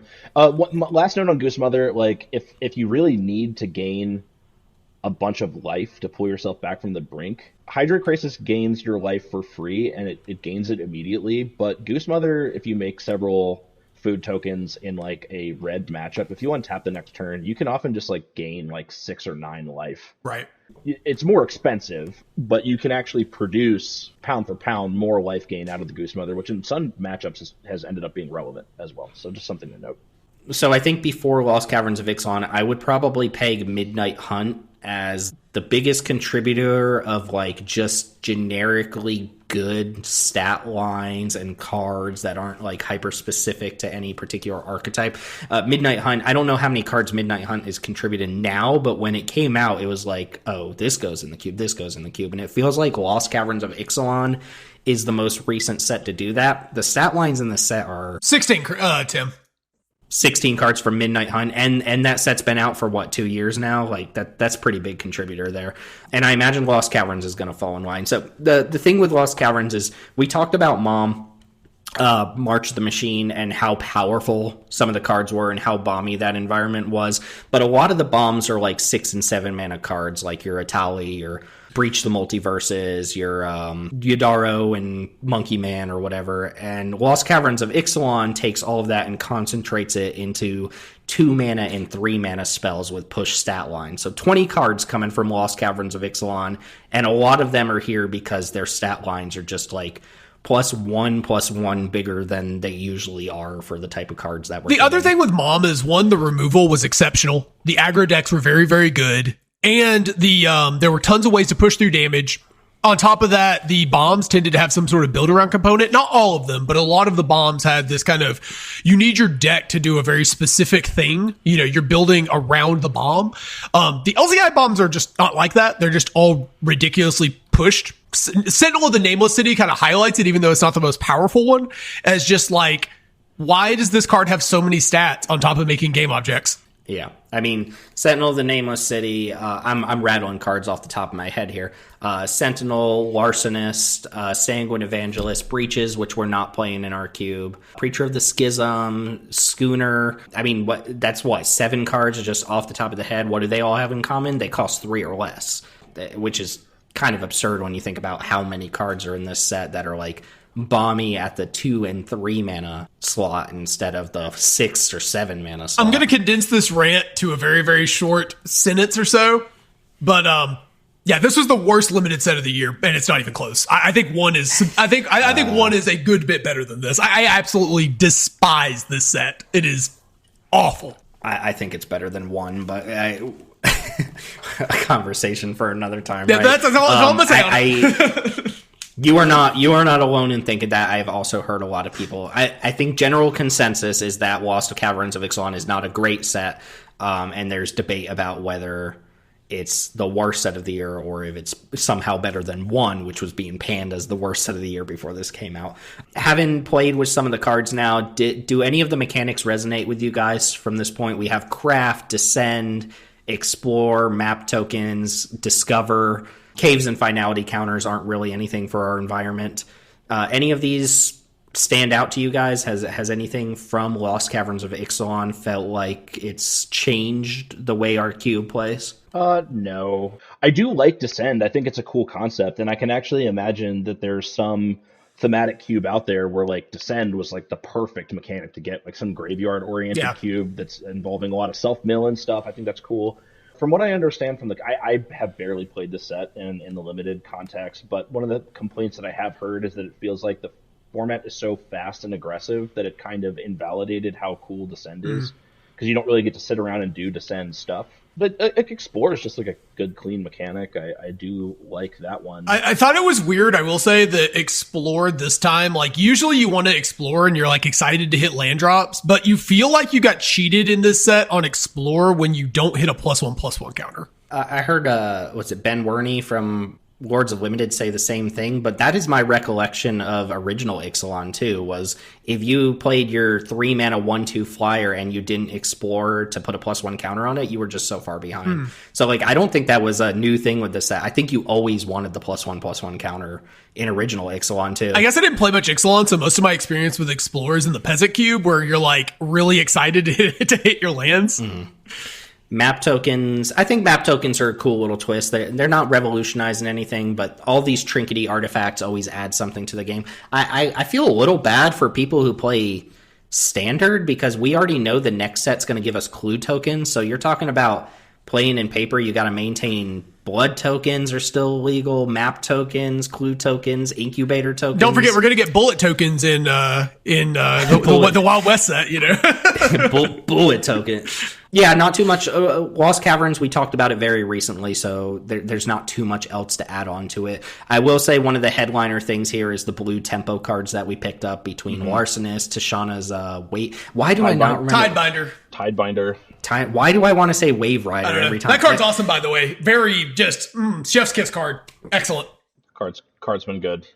Subterranean Schooner is really good. I feel like we got a good counter spell out of this. Am I making that up? Yeah, we got the improved Supreme Will, the Confounding Riddle, which Mop has actually already used to single-handedly reduce Dig Through Time to 4 mana, not counting the cantripping he'd already done. So yeah, the fact that card mills instead of tucking is a pretty big improvement on a card that we had already cut for being basically power crept, and here's the power crept version of it, strictly version. So I guess that's it really for Ixalan. Again, it's still kind of fresh in our memories. We talked about it recently, so we would just be treading water over episode 7, a couple episodes again to get into too much detail about it. But that does bring us to our closing set from the year, the current one, which again we did another episode on. Literally, our last episode was talking about Khans of Tarkir. Tell it, have you been jamming a lot of Khans of Tarkir on Arena? So I've played a little of it. I'm going to be honest. I've been playing a lot of Season of Discovery, the new World of Warcraft season for Classic. And it's excellent. So I've leveled like 3 tunes, but I have played a few matches of Khans. I have a trophy deck that on day 1 I got, and I've got a draft deck that I'm currently running through. Yeah, it's been really good. I know a lot of people have made the concerns we talked about in the last episode. Some of those have come true. People have complained a little bit about how it's a difficult set to draft. It's not aged well in terms of what people's expectations are. There's a lot of gimmicky mechanics in it at this point, but I've been having a really good time with it. I will say maybe nostalgia was getting a little the best of me, because I do think I'm bumping it down from number 1 to like number 3. I do think at this point Neo and DMU are better, but it is really good. It's an all-time great set. I love sets where you have to draft lands, and this is one of the ones where drafting lands is extremely prioritized and rewarding, and just, it's been a lot of fun. Like, I've been legitimately enjoying having a slower gameplay pace. These slower sets are a big rarity these days, so we kind of, enjoy them when we get them. I would imagine that a lot of players, who started playing Limited after Khans came out, are having the issue of having difficulty identifying what the good cards are, because there are cards that are good in this set that would be absolutely untouchable class cards in a modern Limited set. Isn't there a 4 mana 2/3 flyer with vigilance or something? It's very good, and it's a primo. It's an actively good card, and you just would not put that in your modern Limited deck. I've been also actively ignoring the data, because I saw Secret Plans has a 50% win rate, and I immediately closed the window and refused to look at the data ever again. Don't care about the data at all. without belaboring anything else, that's Cons of Tarkir. If you want extensive thoughts on how we feel about like the fetch lands and the like 2 other cards that we got from this set, go listen to episode 9, our previous episode. But that is all of the sets that we got this year for, plus or minus 2 or 3 cards that maybe slip through the cracks or have different set symbols. That's a total of 107 cards out of 360 that were printed in 2023. So you're rubbing up against a third of the cards from our current iteration of the cube came from this year. Also includes Timeless Dragon. That was lumped in, didn't have a set to talk about. But that's a pretty big haul, 107 cards. And a lot of that is coming from restructuring the cube, which we'll talk about momentarily. But all the sets behind us, do we want to go ahead and give out some awards, talk about some hits and misses, some favorites, least favorites for the year? Why don't we talk a little bit about like big picture cube changes and like design philosophy changes, and then we can kind of get into some award stuff. How does that strike you guys? Yeah, kick us off. So if I had to like tagline the shift in our design goal this year, he's rolling up the sleeves, by the way, people. I'm rolling up my sleeves. This is really the year where we have completely shifted away from power maximization as the primary goal and shifted much more heavily towards gameplay and balance considerations. So the big arc of sort of the last, I'd say like year and a half of the cube is, I'd say at the far end of like a year and a half ago, like red aggro was still extraordinarily dominant. So we ended up cutting like Fable of the Mirror Breaker, we cut Lelia, we cut a variety of red cards that are just like generically insane and very fast and snowbally to try to kind of bring that under control. That happened over time to coincide with green getting a bunch of really excellent prints, while simultaneously this year we literally increased the density of 1-mana accelerants by 100%. We added 3, and we previously only had 3. So that completely changed the texture of how green worked, right? Because green was already doing fine with most of its acceleration starting on 2. Once you started significantly more consistently to be able to accelerate on 1, green all of a sudden became the problem color. Yeah. And that was a combination of a couple of things. Like 1-mana acceleration over 2-mana acceleration is so much bigger than just accelerating a turn early, because what it also allows you to do is to accelerate on turn 1 and like double accelerate on turn 2 and cast like a turn 3 6-drop. The difference in tempo that a 1-mana accelerant versus a 2-mana accelerant provides is like it's massive, right? So all of a sudden green became this huge problem, and green was featured in almost every single 3.0 list for like at least 3 months, maybe longer. And set against the backdrop of all of this, blue was pretty obviously our weakest color. So broadly speaking, what we ended up doing was we ended up cutting a lot of generically extremely powerful fast cards. What we noticed was when green began accelerating quicker, the power of the most egregious 5-drop green creatures became magnified by the fact that they were coming out like a turn faster. So we had to make a design decision. Do we curb the amount of 1-mana acceleration, or do we curb the power of what you can spit out quickly with 1-mana acceleration? And what we ultimately opted for was accelerating fast is fun. Like, green feels fun when you're accelerating on 1 and you're, like, off to the races, right? It's also the identity people expect out of green. Exactly, right. So, like, mitigating the power of some of your top end doesn't change the texture of how green plays. Mitigating the number of 1-mana accelerants that you're playing to make them a more reasonable power level for the speed that they come out does change the way, the texture of the way green plays. So we ended up taking out cards like Vorinclex, which came out this year. It's one we didn't mention, and I don't think we mentioned it in Mom, but that card's not in the cube because it's too weak. Right. It's a classic example of what we kind of internally coined this year, the Mole Slayer. Vorinclex is a 5-mana 6/6 trample reach that draws 2 cards. I mean, they're always lands, but it does in fact draw 2 cards. And because it has that absurd sort of flip enchantment ability that might as well just read like 8 mana, win the game, it has no conditions other than how much mana it costs. It has no other conditions. So when it ETBs, it dominates the board. It essentially prevents racing this clock that is on you now of it flipping with like flyers, because it can just block those. And then it draws the mana required to do the flip thing in 2 turns, right? So it creates massive inevitability, it dominates the board, and it generates card advantage. Gargaroth is one that we ended up cutting. It is a pure Baneslayer, right? You have to untap with it for it to do anything, but it is very, very, very difficult, if not impossible. Another huge green creature that just like randomly has reach on top of having vigilance, so it's like impossible to race. Notably, these are problematic because they're coming out on turn 4 instead of turn 5 because they're green cards. Best case scenario, turn 3.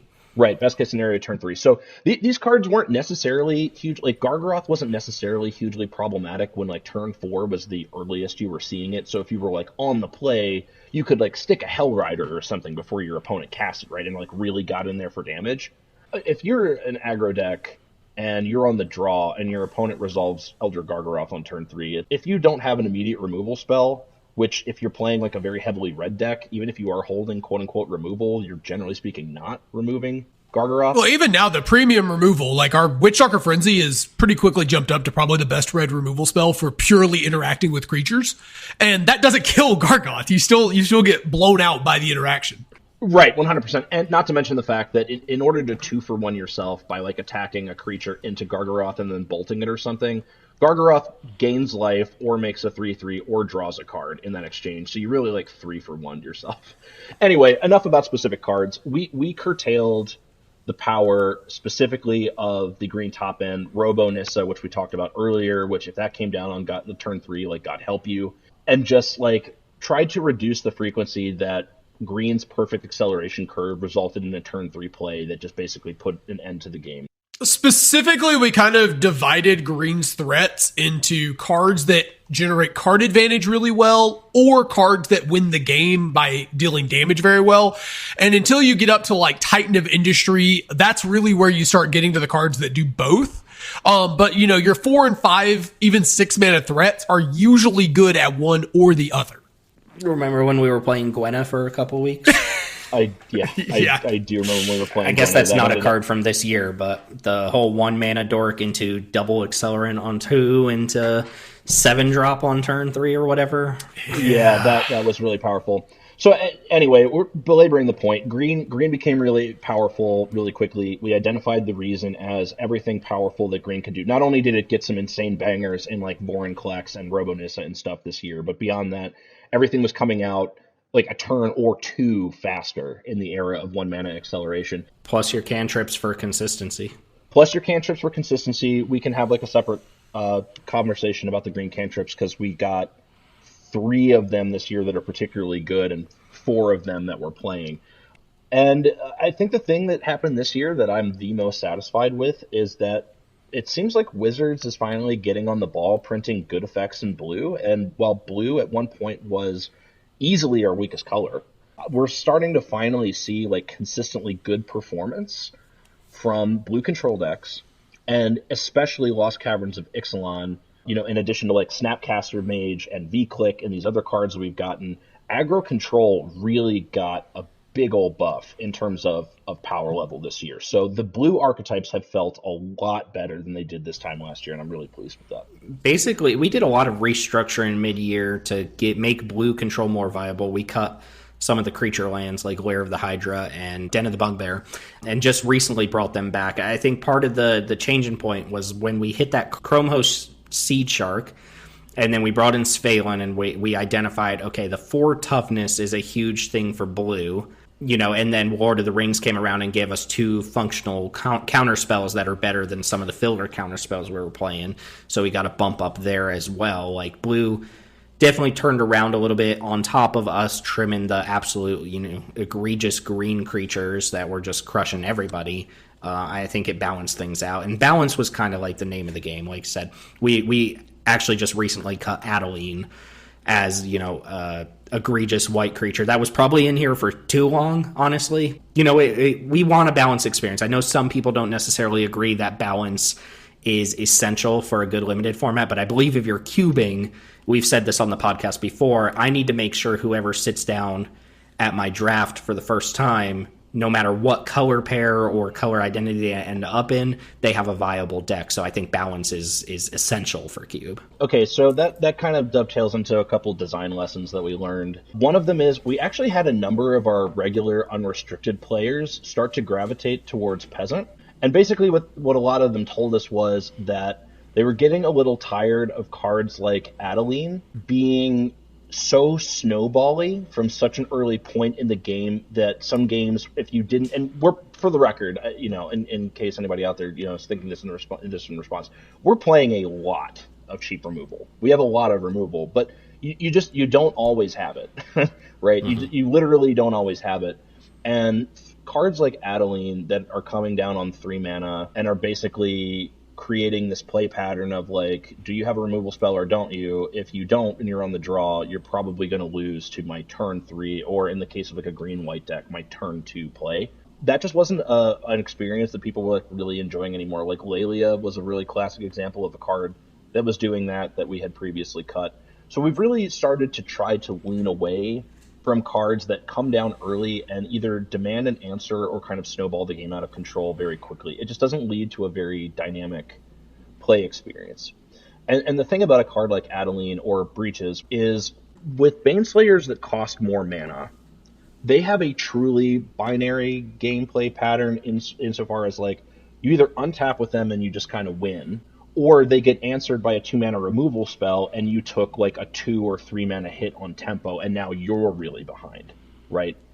In the case of cards like Adeline, if it gets answered, you don't just win, but you also don't really suffer much of a tempo loss. There's a little bit, but not much. In a lot of cases, too, because you have to answer Adeline the turn it comes down, it breaks up your curve, and your more proactive decks don't get to do their thing.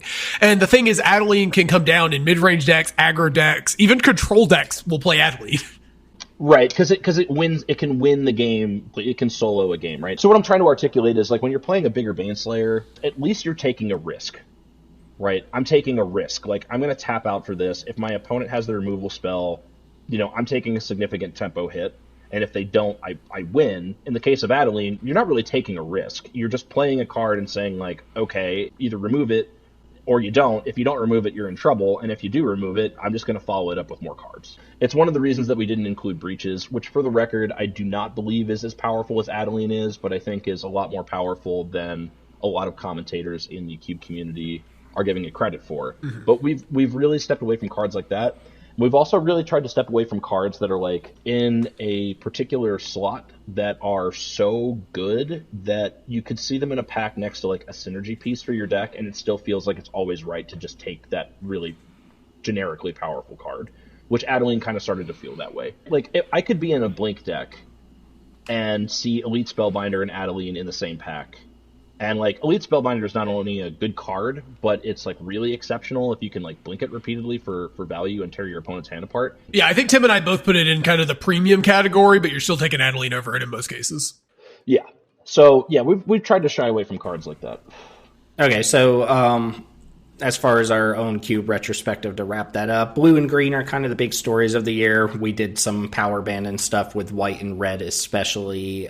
Black got a little bit of a more of aristocrat's identity going on. That deck is just extremely consistent now, partly because of the addition of Bitter Blossom. Red relative to last year might actually be weaker than it was. Like, yes. Red didn't get a lot of new interest. Like, there was no Embercleave or anything to really, like, turn heads this year for Red. It got, like, Witchstalker's Frenzy and some other good card. It got a 1-mana 2/1 Savannah Lions with, like, minor upside, but Red didn't, like, get revolutionized or anything like that. And we picked up Fetch Land, so that changed a little bit of the dynamic of the cube. But the story of this year for our cube was blue and green and how those have balanced out. And I think we're in a pretty good spot closing out the year, moving into next year. Blue was the big winner, I think. And especially the back half of this year. More pleased. Yeah, and I couldn't be more pleased because we were really struggling with blue feeling like an undesirable color. Just because, we don't have like the density of 1-mana cantrips that if we had all of the cards in Magic. Our counterspell suite is significantly lower quality than an actual Eternal Cube.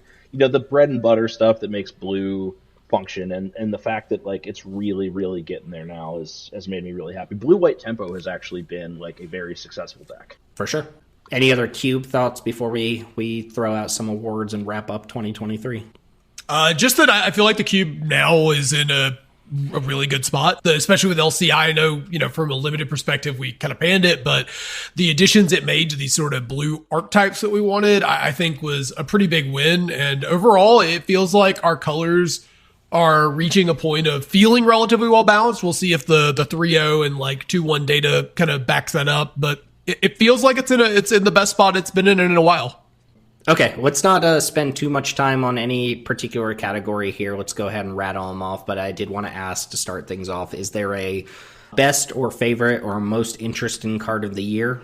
Preferably a new card to any of you guys. I will say I think the card that interested me the most and created the most conversation was Sleep Cursed Fairy from Wilds of Eldraine, the blue 3/3 Ward 2 that comes in with 4 counters and removes a counter whenever it becomes untapped. Maybe 3 counters. We talked about that card so much. Yeah, a lot of extensive discussion about how it would play out, and pleased to find out that not only did it play out well, but it's actually quite good. It's a card my eye gravitates towards when I see it in packs for blue tempo, maybe even blue control. It fits a lot of different blue decks, and I'm surprised by how effective it actually is. So maybe not my favorite card. My favorite card of the year is Eldraine Revealed, because of all the trinkety little things you can do with it, and just the fact that it's functionally a land with a lot of extra play to it is nice. But any favorites over there? Any interesting stuff that comes to mind? I think I've made it well known at this point that Koglan Yadaro is my favorite card of the year. Love that card. All right, so like there's kind of multiple elements to it. Firstly, I think it's really powerful. I am drawn to these sort of big effects. I think it's a premium reason to be in green-red ramp as opposed to kind of the low ball deck. It's one of those cards that's kind of like if you're ahead, it just crushes your opponent. If you're behind, it catches you up. It has the flexible modality with being able to be a disenchant that goes card positive. When you can cast it, because it is difficult to cast, but when you can cast it, it does feel like the best card in your deck most of the time. Also, the art is super sweet. I love the WWE style art that's going on where they're like tearing apart a Phyrexia and like, just windmill slamming it, tag teaming it. It's just the alternate art has a Mario Kart reference as well, which is kind of fun. Yeah, just overall really sweet card. My other favorite cards were obviously I like Seed Shark, and then Quintorius Loremaster was my other favorite card of the year. Just fantastic finisher for these mid-rangey control decks. Chris, any favorites coming to mind? Yeah, I guess I'll do like one per color. My favorite white card that came out this year is Reprieve. I do find it deeply annoying that we have better Remand in white on the client and we don't have actual Remand. It just drives me nuts. But I mean, really, really cool effect, really cool new effect. Keeping on the Lord of the Rings train, I think Stern Scolding is just like one of the most efficient counter spells we've gotten in a really long time. I honestly, I think that this card is like one of the reasons that blue control has been performing better. Because on the play, you can just, for 1 blue mana, you can just answer your opponent's aggressive 1-drop, which, your opponent like landing a 1-drop while you're on the play is like the thing that puts the fear of God in you as a control deck more than like anything else. Is like turn 1 Savannah Lions, okay, land, go. The number of sort of expensive things that card catches is wild too. Yeah, and even when it's just catching, like even when you're on the draw, if your opponent just goes like Savannah Lions, you play a land, and then they go to play their Luminarch Aspirant, just being like, no, you don't get to resolve your Luminarch Aspirant and immediately ship 3 damage at me. Like, it's just huge, right? It makes like such a massive, massive difference. So I just think it's exceptional design. I really hope it's a sign of things to come for how they are designing blue counter spells that they're going to give us going forward. Probably actually more so in blue for me is Rona. I'm a well-known lover of that card.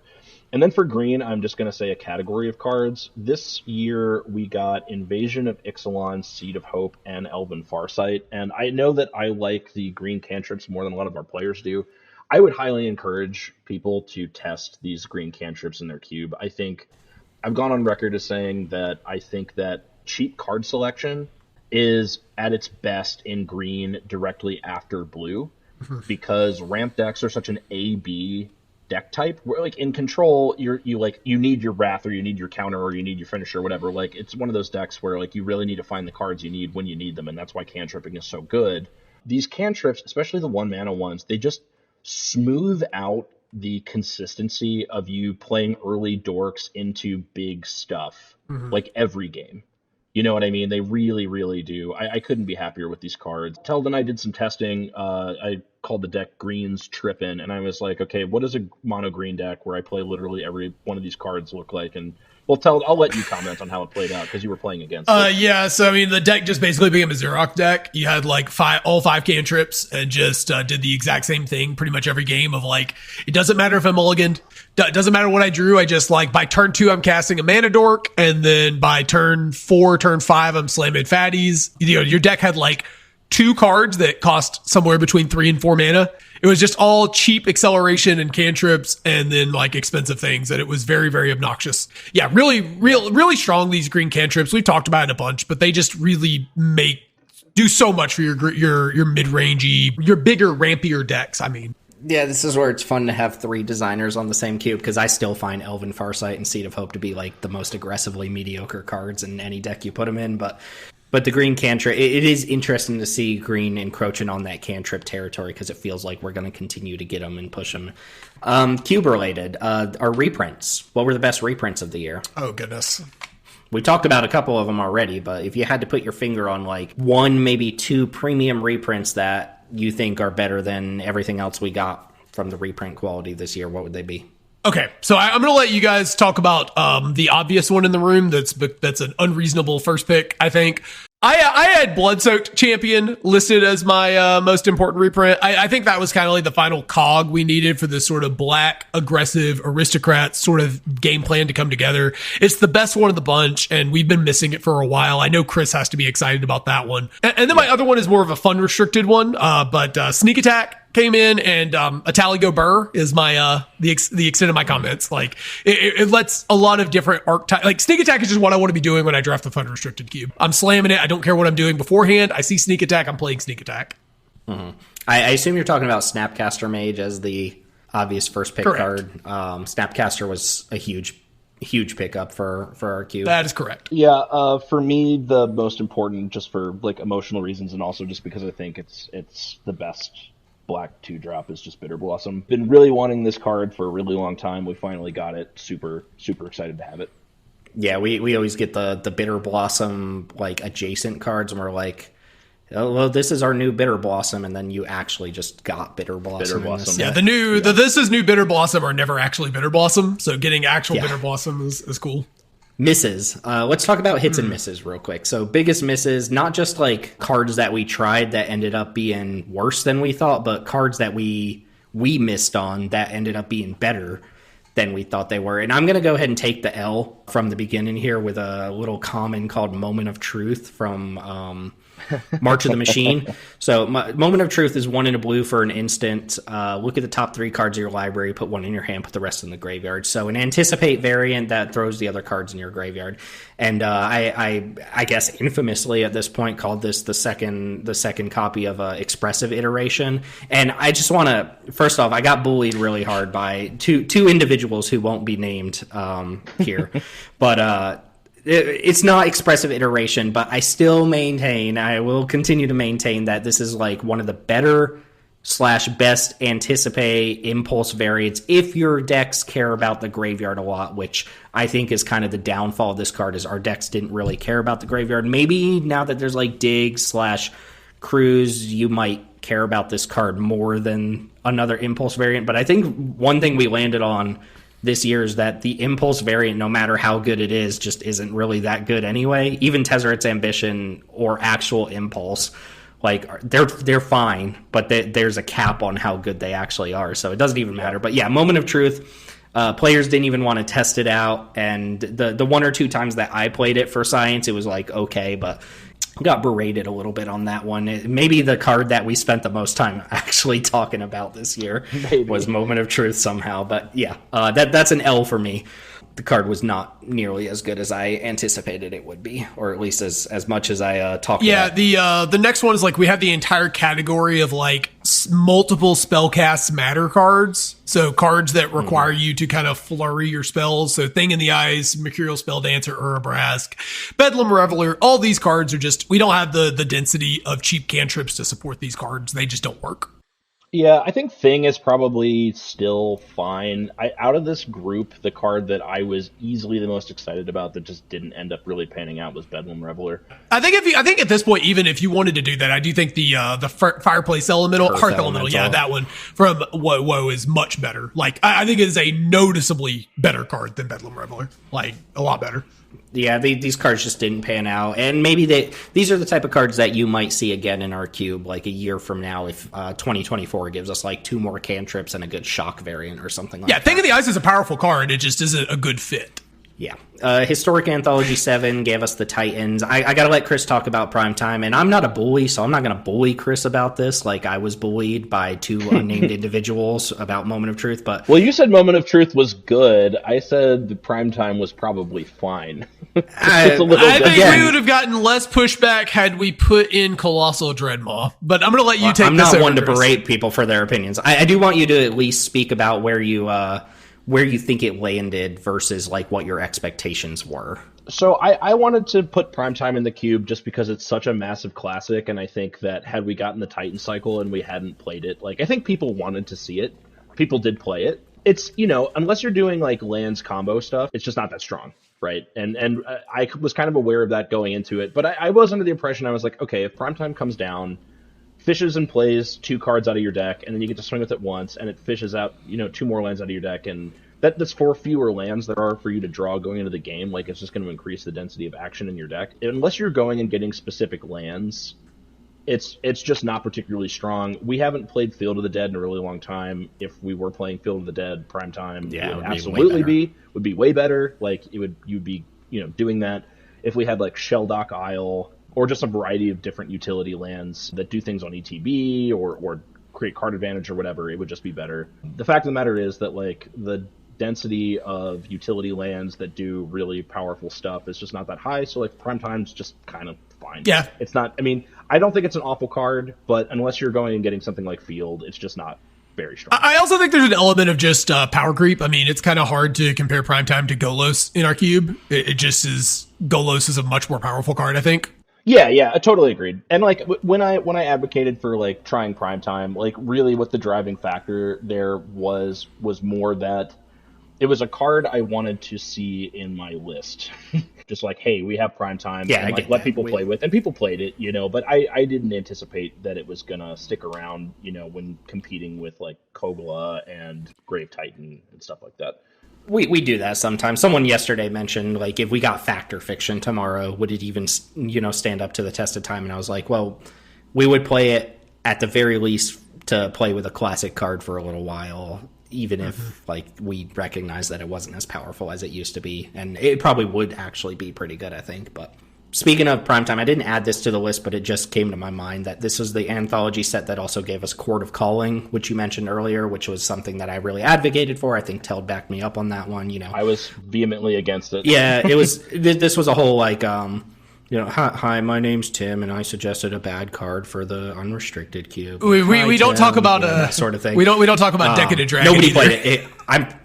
I'm pretty sure it got played 0 times. Decadent Dragon is not a horrendous card in the same vein. You guys should take the L for Decadent Dragon. We'll take the L for Decadent Dragon. I'll take the L for Decadent Dragon on the premise that it's significantly worse than Prosper, but not that it's like just an inherently terrible card. Cord was kind of in the inherently terrible card, and we tried that out. We pushed to try it. Yeah, Core just didn't pan out. I had ideas of how it would work, but sometimes your cube drafters will just straight up tell you that they're not going to test a card by not taking the card ever and never playing it. Yeah. So that's an indication that maybe you should backtrack something you did. One that I was also kind of really high on at one point was Archangel Elspeth. And I was kind of thinking, I was just like, man, you curved this in, you curved your 3-drop into this and a minus, and it's just super good. And then somebody pointed out Maul the Skyclave just does the same thing. And I was like, I could never unsee it after that. I was like, yeah, that's right. Maul the Skyclave just does this, but better. It was fine, but I thought it was like a premier white aggro card at one point because it was just like I was like, man, this is so good with Adeline, but it turns out it's just Adeline's a really good card. It's not a top tier white card, but it's certainly not bad like some of these other cards. Yeah, I think it's fine. I wanted to briefly mention Liliana of the Veil, which actually came out last year in DMU, not this year, but we actually cut it this year after playing with it for basically its entire 10 years since DMU. The card has not stood the test of time, and I mean that across all formats, not just Cube, but Liliana of the Veil is not the Liliana of the Veil that, was charging you $80 to $90 for a paper copy in 2015 or 16 or whatever, and it's a combination of our environment's not set up to break the parity on the +1 every single time, and there are just so many more ways to deal with a Planeswalker than there were when Liliana was at the height of popularity. So this is one of those pedigree cards that people are very fond of and have fond memories of, but I think it's significantly weaker than all the other black Planeswalkers, including Liliana the Last Hope, which is, I think, often considered a tier below Liliana. Yeah, I think in our cube specifically, at least, Liliana the Last Hope is much better than Liliana the Veil, and it's not particularly close. I think there's also a lot more ways now to flood the board, like make tokens. And I think Liliana of the Veil is very awkward into those. When this card was really good, it was in a format that had a lot of like 3 mana singular cards, right? Cards that you like Geist of St. Traff, Boros Reckoner type cards that you really wanted to untap with, and they didn't generate ETB value. So Liliana the Veil could kill them at a plus, and then if you got to +1, you were at parity, and then you could sack again, and you got good value out of your Planeswalker. And that just doesn't happen very often anymore. It wasn't a good fit in a modern environment, creature-heavy environment like ours, where, like you said, so many creatures make multiple game pieces now. A lot of the creatures that don't produce some kind of value when they hit the battlefield. And I'll just ask you this, like, is Lily of the Veil still even as good as it used to be in, like, Vintage Cube environments, where it's kind of, like, more set up for what the environment's doing? I mean, probably better, but I don't know if it's good. I don't draft it very highly anymore. Vintage Cube has changed a lot. Like, you've got cards like Fable the Mirror Breaker that are top 10 cards in Vintage Cube at this point. You've got a lot of cards like Orcish Bowmasters that just completely savage Liliana. It's not the same. Like, we're just living a new world of Magic where there's so many cards for cheap that are making so many game pieces. There's more cards than ever that can come down and haste kill, can deal ping damage to finish it off. It's a very iconic card, and it has not stood up very well. It's sort of like what happened when JTMS got brought to Modern, where it was banned for so long, and by the time we actually got it in Modern, it was kind of just an okay card. And now I don't even know if it's playable at this point. Probably not. That's certainly not at the peak of power anymore. You guys mentioned a couple of the woe cards here as well that we've come up on since passing them in the initial release. Yeah, Tell brought us Redcap Gutter Dweller. Do you want to talk about that card, Tell? Yeah, it was a card that, I just honestly glazed over it during spoiler season. Didn't even notice it. It's red 2 for a 3/3 with Menace. And when it ETBs, you make 2 1/1 rat tokens. They can't block. And then at the beginning of your upkeep, you can sack a creature you control to put a counter on it, a +1/+1 counter, and impulse draw 1. And so you can turn those rats into size on your creature plus card draw, and you can also work it as a sack outlay for other things, your Bloodsoaked Champions and all that. It just generates a lot of card advantage. It's got a good ETB. It isn't oppressive in our cube. In WoW, it was kind of busted, but in our more powerful environment, it's a good card that has been worthy of a 4-drop slot, and we actually made a additional 4-drop slot to fit this card in because we felt like it wasn't going to be a card that could replace it. It was working on a different angle than any of our other red cards, so we opened up another spot, and I think it's been really good. I've played it in a couple of decks, and it's been really powerful. Couple cards that I wanted to call out that we didn't have on this list. I don't know if these are like big misses or big hits necessarily, but they're just kind of cards, either we were uncertain about or we had a different opinion than the broader community did. The first one is Aquazotz, the 5-drop from LCI, 4/4 flyer with lifelink, dies into a land like the other gods, and then can be flipped back out from a land to a creature for 3 mana if either player has 1 or fewer cards in hand. When it attacks, each opponent discards a card. If they discard a land, you make a 1/1 flying bat. Like, I really wanted the card to be good. I had some reservations about whether or not it actually would be good, and I have not personally played it, but my understanding from our players that have played it is that it's actually panned out to be like a pretty solid 5-mana card. Very, very, very strong card. Just it's extremely obnoxious to get rid of it permanently. A lot of decks can't get rid of it immediately, and then it just bricks your board. The big difference between this and the other 5-drop black creatures that we haven't had success with is the persistence of the card after it is killed. You can just kind of get it back if it wasn't exiled. Mm-hmm. Kind of like a rekindling, like a mana-intensive rekindling Phoenix. Yeah, and specifically the black rock decks in our cube really are trying to put both players to basically 0 resources. And when you're trying to nuke your opponent's resources and get down to nothing, this is the kind of perfect finisher because it's so hard to get rid of, and you're already hell-bent by time you get to that point of the game. I just wanted to mention, like, Breaches is a card that we call this powerful. We didn't play this in our cube because we were just kind of concerned about the play patterns that it has. But I've been playing it extensively as a card in the 99 in my Prosper Historic Brawl deck. And the way the deck is designed is it's almost entirely removal, hand interaction, artifact ramp, and then big fat mid-range chonkers like Wormcoil Engine or Inferno Titan. So to be a 3-drop threat that goes in the deck, it really needs to be able to produce a lot of value and really bring something serious to the party to be worth playing a 3-mana card as a threat in the deck. And it's done pretty much exactly what I expected it to do. The average game where I've played it on the play, generally speaking, it attacks and then it ramps, and then the next turn it attacks and draws you a card, and then after that it just starts faltering your opponent's most important blocker. And all of the modes have been relevant. There have been scenarios where I was able to attack into like massive boards. I actually had a play where my opponent had Robonissa on board. Robonissa was on 7. It had made a 6/6 and a 7/7. I had a Shieldred on board, which Breaches had drawn. So basically when I attacked, I faltered the 7/7, and pretty much no matter how you sliced it, I was going to be able to get the Planeswalker. As a result of that, my opponent chose to block the Breaches because it was the only card that he was going to be able to eat with the 6/6 without trading, and then I lightning striked it in response to the block and just ate the 6/6 and killed the Planeswalker. So Breaches that turn ramped me, allowed me to attack into a basically like impossible situation to kill a Planeswalker I was absolutely going to lose to, and it actually drew the Shieldred that was on board that contributed to that play as well. I mean, that's like really serious upside. It's not going to do that every single game. But I will say this, like, I don't think it's like the most busted red 3-drop of all time or whatever, but I think people really got fixated on the whenever a pirate you control attacks and started thinking of it in that realm.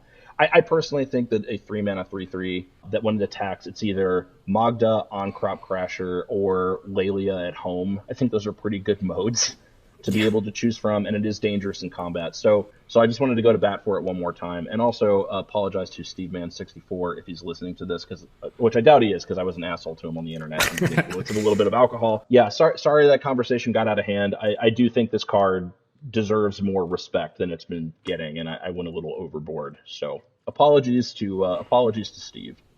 Well, I hate to break it to you, but I've been SteveMan64 this whole time. Oh, God. Last card I want to mention in this category is I think we're still in the convincing Chris this card is busted phase, is the Questing Dryad, which I've come around on being just an absolutely amazing card rather than just like a decent little card. But we passed over it. We did some convincing to get it in the cube, and I think it's performing very, very well. And I just like the design of the card too, so that's kind of bolstering up a little bit. But really strong stuff there. You also mentioned the Bunnicorn. Regal Bunnicorn is just big.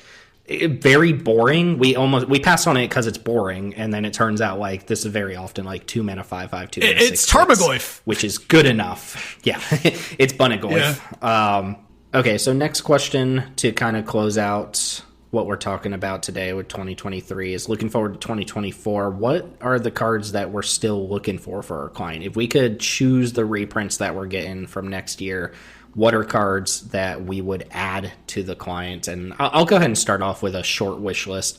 I would like another top tier cantrip, whether that's a Preordain or even a Serum Visions, I'll take it. But I think Thought Scour is a pretty safe one that we didn't get this year. Mental Note has been mentioned a couple times. I wouldn't mind that one. Really high on my list is a good black sweeper to replace Crux of Fate. Crux of Fate is kind of like the biggest necessary evil card that we have in our cube. We're just not that good as a sweeper. It doesn't offer any upside, and it actually does that stupid thing where your opponent has Glorybringer on board. like more often than you would think, and you can't actually sweep all the creatures because of the dragon non-dragon split. I would love Damnation or Toxic Deluge, but if they could figure out a good black sweeper that's not like predicated on some set mechanic, that would be nice, because we've got like Terror Tide, the domain one, Drown, Dragged Below, or whatever it's called. Like, they just don't get there. So I don't know. Give us Deluge, give us Damnation, or give us something slightly better than Crux of Fate. And then Copter, Smuggler's Copter and Walk-in Ballista were two cards that were passed over in the Kaladesh remaster for power level reasons. They're banned in various formats, but now that we've got the Timeless format, which we'll talk about momentarily, I see no reason why we can't have Smuggler's Copter on Arena. And it was actually unbanned in Pioneer, right?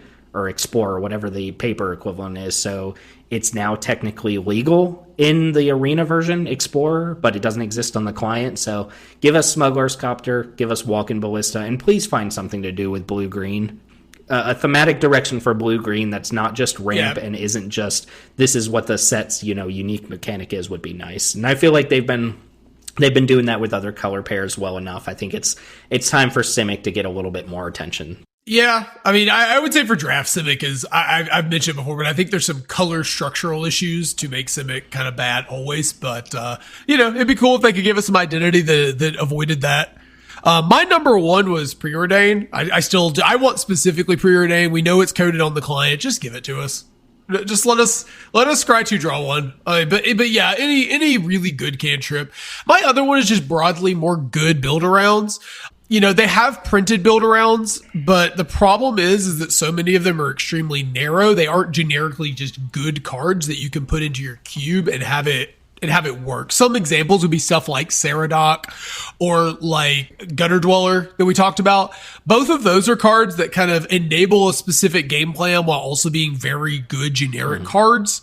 And I want more cards like that enable players to have meaningful decisions that allow them to build their decks in specific ways, but they don't feel like those slots are being used on cards that are only there to facilitate a synergy, because those tend to have some problems, as we've found in the cube. Yeah, a couple build-arounds would be nice. I mean, we've got a few cards that probably like niche qualify as build-arounds, but I would say we're not a build-around heavy cube in the sense of like a single card dictates your entire draft. But we've got like Yawgmoth in that category, which is hyper powerful when you do build around it. But a couple more cards in that vein, I think would add a little bit more interest to some of our players. Some players aren't necessarily into the whole like just bread and butter type effects and stuff like that. So agree there. Preordain would be nice.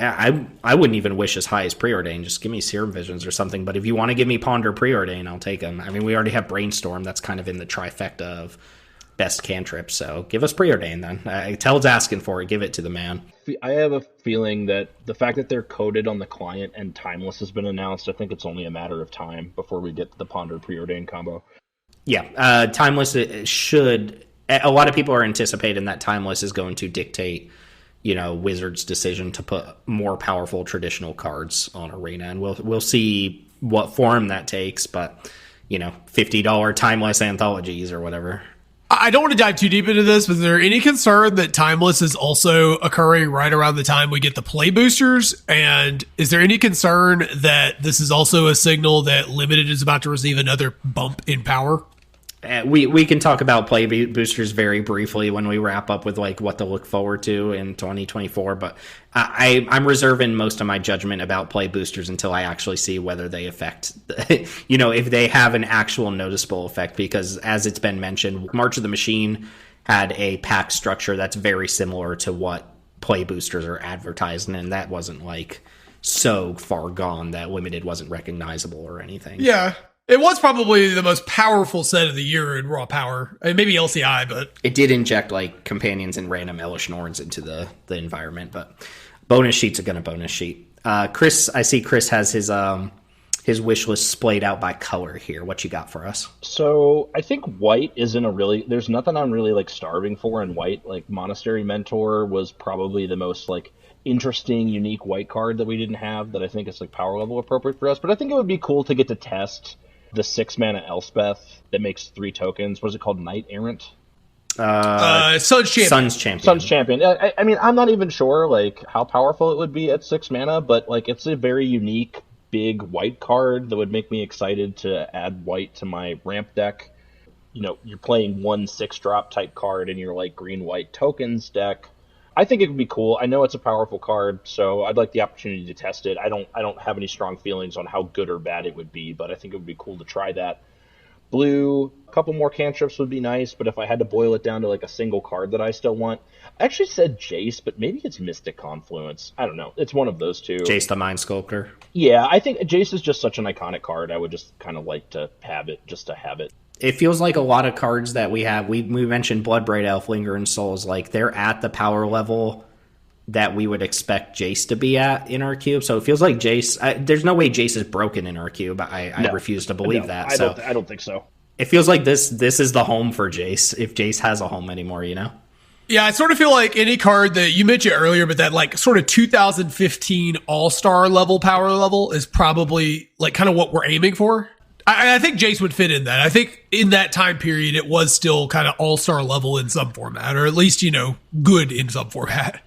Right. So Jace would be cool to have. For black, I'm with Tim. I think that there's a massive, massive discrepancy in quality on the client between sweepers in black and sweepers in white. Like, Crux of Fate is just so bad. So I would like to see an increase in power in black sweepers, but in terms of like an individual card that I would be most excited to get, it's probably Carrion Feeder. I don't know how likely it is that we'll get it, because they had the opportunity when they did select reprints from the Modern Horizons sets to give it to us, and they didn't. But it would be cool. I would be happy to see Carrion Feeder. Red, I can't think of like a specific, unique, historical red card that I want for our unrestricted cube. I guess like Splinter Twin or Kiki Jiki would be cool for like fun restricted. But for our unrestricted cube, I don't really care. I want to see a higher density of good old school face burn. I guess if I had to name one card, it would be Fire Blast. Fire Blast is probably the card. Would we play the actual card Goblin Guide? We would, right? Yeah, we'd play Goblin Guide. Yeah, our red 1-drops could use a little bit of improvement, I think. Yeah, I mean, I think I'm happy with our red 1-drops, but like Goblin Guide would certainly be one of the better ones if we got it. And then for green, I want Green Sun Zenith. To be honest with you, one thing that I've wondered about, because, like, you know, we played Finale of Devastation for a while, and then I think the consensus was just that it was, like, 1 mana too expensive in a lot of cases to be a good card. But I do wonder, to some extent, if because the speed of our acceleration has gotten so much better, if, like, Finale of Devastation would actually be, like, a solid card for us again, just because you can generate so much more mana so much faster than you used to be able to. Than when all of our dorks like cost 2. But that's just like a thought experiment for maybe a different discussion. But I think Green Sun Zenith is a great card, and I'd like to see it, and it does like a very unique thing. That's my list. It's noticeably smaller than it has been in previous years, and I think that's a testament to the fact that we literally like 30% of the cards that are in our cube now got released onto the client in the last year. Like we got so much. We got so much this year. A quick section I want to do here, Superlative Awards. I have 2 awards I want to give out. I did this back when we did the old deep dive podcast in 2021. I think we did a set and review for that year. But I'm going to bring back the Adult Gold Dragon Award and the Chains of Mephistopheles Award.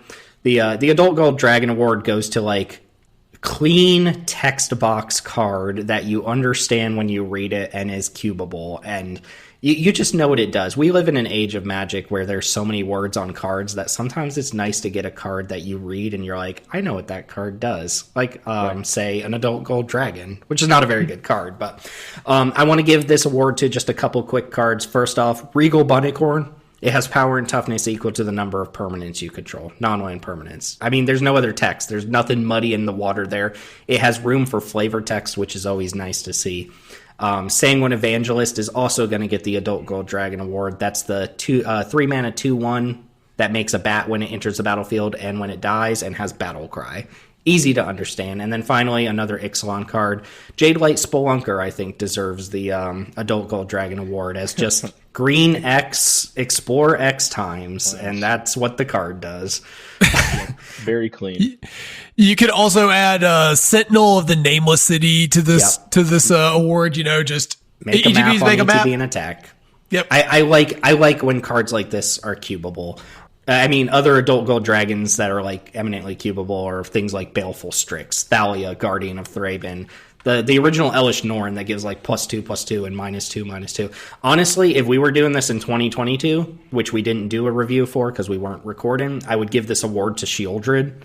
Even though Shieldred is just an insanely busted card, it's the like simplest text box you can put on a mythic rare that just dominates games, right? Like Death Touch and then Drain 2 basically every turn cycle. That's what the card does. Yeah. So I do love me a good adult gold dragon, in contrast to the Chains of Mephistopheles cards, which are the ones that have just the most ridiculous text boxes, named after, obviously, the card Chains of Mephistopheles, which is, you know, an abhorrent text box of a card that has oracle text that makes it harder to understand what it does. A couple quick mentions for Chains of Mephistopheles Award. Feral Encounter. And do either of you guys want to take a crack at the text on Feral Encounter without looking it up? Green. Look at the top 7 cards of your library. Nope, he failed. Chris, do you wanna Hold on, look at the top something cards of your librry. You can. No, I need to know the number. That's the whole point. It's like 7 or 5. It's 5. It looks at 5. Okay. This is just highlighting the point I'm trying to make here. Okay, and then you get to exile a creature from among them. You may cast that card until the end of turn. Then at the start of combat on your turn, you select a creature you control and it deals damage equal to its power to a creature an opponent controls. Yes, it's a rabid bite followed by like... It's like an entire storybook. They could have made this like so much cleaner, I think, using the entire text box for a card that ostensibly is not that hard to understand. Although I think people did misunderstand how this worked until playing with it. So that's a big egregious one. Also from WoW is the Iron Crag, which is that 2-mana rock. That is what the card. It's 2 mana for a rock that taps for colorless. But then there's this huge block of text about how it becomes an equipment, which is not that exciting. And do you guys remember when we were reading it on the show? It had that quotation mark that makes it seem like the creature loses all abilities. Loses all of its abilities, but it's actually the mana rock that loses its abilities because of the punctuation on the card. That could have been cleaned up by being a double-faced card. And I'm sorry to do this to you guys, but I'm going to read a card that is not an arena legal card that came out this year. It's called The Girl in the Fireplace. I was wondering what this card was. I assume this is some sort of Doctor Who thing. Yeah, I'm not going to get into it. This is a Doctor Who card that came out in the Commander decks, but I'm going to read this real quick. It's 2 and a white for a saga. It's a saga. Just keep that in mind. Sagas are already inherently complicated. Chapter 1, create a 1/1 human noble creature token with Vanish in 3 and prevent all damage that would be dealt to this creature. So make a token, it has Vanish in 3, and it has an ability. Chapter 2, create a 2/2 white horse creature token with, quote, doctors you control have horsemanship, quote. And this is very important. In parentheses, it tells you what horsemanship does. They can't be blocked except by creatures with horsemanship. Okay. Chapter 3, whenever a creature you control deals combat damage to a player this turn, time travel. Notably, there is no parentheses for Vanishing 3 or time travels. They tell you what horsemanship does on this card, but they do not tell you what time travel. Do either of you guys know what time travel means? No. So if you read this card, you would know what horsemanship does, but you sure as hell wouldn't know what time travel or Vanish in 3 are. Not to mention it makes a 1/1 token that's a human noble, and then it makes a 2/2 horse with a doctor ability. Like, this is just Magic design gone wrong, and that's going to get my like number 1 Chains of Mephistopheles award. The fact that it has flavor text or reminder text for one ability but not the others is just incredible to me. For arena purposes, I'm gonna agree. I think Iron Crag for arena is number 1 just because we all got confused and thought that this card literally made your creature lose all of its abilities for a short period of time. If you read it out loud, that's what it says. If you're not looking at the card and you just read it out loud, like, that's literally what you say is, and this loses all abilities. But the quotation marks, like, change the way you're supposed to read it. It's actually, it's a really confusing... I've played with this card a lot because I play a Brawl deck that just wants as many 2-mana rocks as it can get its hands on. And it's even confusing to play with because, first of all, your decks in Brawl tend to be loaded with legendary creatures. So, like, you get prompted on whether or not you want to transform this, like, every single turn. and then like it can be really confusing because you're like, okay, well, I think I have enough mana to transform this now, but the thing it transformed is to, it's like not even particularly good. And I've literally had times because there's so many expensive cards in my deck where I've been like, okay, I think I finally have enough mana that I'm just going to go ahead and transform this thing because why not? And then the next turn, I had like a 6-drop in hand. The next turn, I drew a 5-drop, and if I hadn't transformed it, I could have double spelled my 6-drop and my 5-drop, but couldn't because I was like, how many scenarios could I possibly end up in where turning this into an equipment this turn is going to cost me? That's the kicker, is that the equipment it turns into it just isn't even anything interesting. No, it's not that good. It's just +3/+3, right? That's it. Yeah, I don't know. I just thought it was funny that it literally, I was on like 11 mana and I was like, I could stand to be at 10 mana. It's not a big deal. And then it actually did cost me like some significant tempo. Feral Encounter is the most unnecessarily wordy card on Arena this year, but Iron Crag is legitimately confusing to read. Yeah, I didn't go through the entire backlog of 2023 cards. Palantir of Orthic also comes to mind as a Mephistopheles award winner here, but at least you play with that card and you understand what it does. And there's probably other egregious ones out there. God forbid we get into alchemy cards. I didn't even look at them, but some of those are ridiculous as well. But those are my awards for the year. We'll have more next year. Stay tuned. Speaking of next year, just very briefly want to touch on some stuff that we're looking forward to. Teld mentioned play boosters. If you are somehow living under a rock and you haven't heard about this, draft boosters and set boosters are going away and they're being combined into a single thing called a play booster, which is supposed to be it's going to change the draft environment, but it's also supposed to maintain that like fun appeal of opening booster packs if you're just opening them to like crack packs. But the structure of the play boosters is going to inject more rares and more high power level cards into draft environments. So there's a little bit of skepticism about how that's going to play out. I think it's being blown out of proportion a little bit, but we will see a difference in drafts moving forward. And that, of course, probably makes a difference in Cube. You even asked the question, like, will people maybe redesign their Cube numbers based on the fact that play boosters have less cards than a draft booster has traditionally had? But we'll see. Murders at Karlov Manor comes out in February. That's the first set that's going to feature play boosters, and we'll have a lot more information about how they play out and how they change the environment at all, if they do. And then another thing we mentioned, the Timeless format came out in conjunction with Khans of Tarkir, and as Chris mentioned, the fact that the Timeless format allows you to play anything that's on Arena without restriction means that there's now an incentive for WotC to inject these powerful cards onto Arena. So are you guys expecting to see like backlog of more powerful cards because Timeless exists now? Almost definitely, right? Yeah, wouldn't surprise me at all. Mop actually raised a really interesting question when we were playing last week. With Timeless basically guaranteeing that we're going to start to see some like really, really busted, reprints, are we just going to basically like set a power level boundary on like cards that we just straight up are not going to consider, or like what is that going to mean for our design?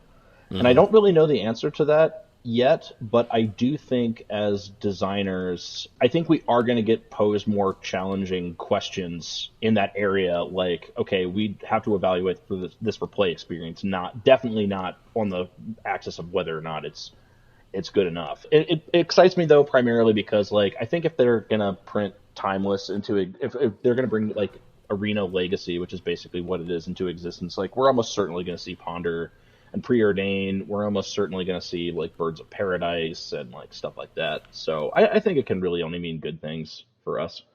Yeah, I mean, we get to make the choices about how we handle those cards once they're here. And I heard part of that conversation. Mop was saying like maybe this is where the fun restricted cube becomes like more of an analog to the unrestricted cube rather than just like this kind of goofy one-off thing. And then maybe more thought will have to go into that environment to make it balanced. But if they start backlogging, more heavily into super powerful known quantities, we do everything restricted by the Arena card pool, but that's because the Arena card pool only encompasses, everything from 2018 forward.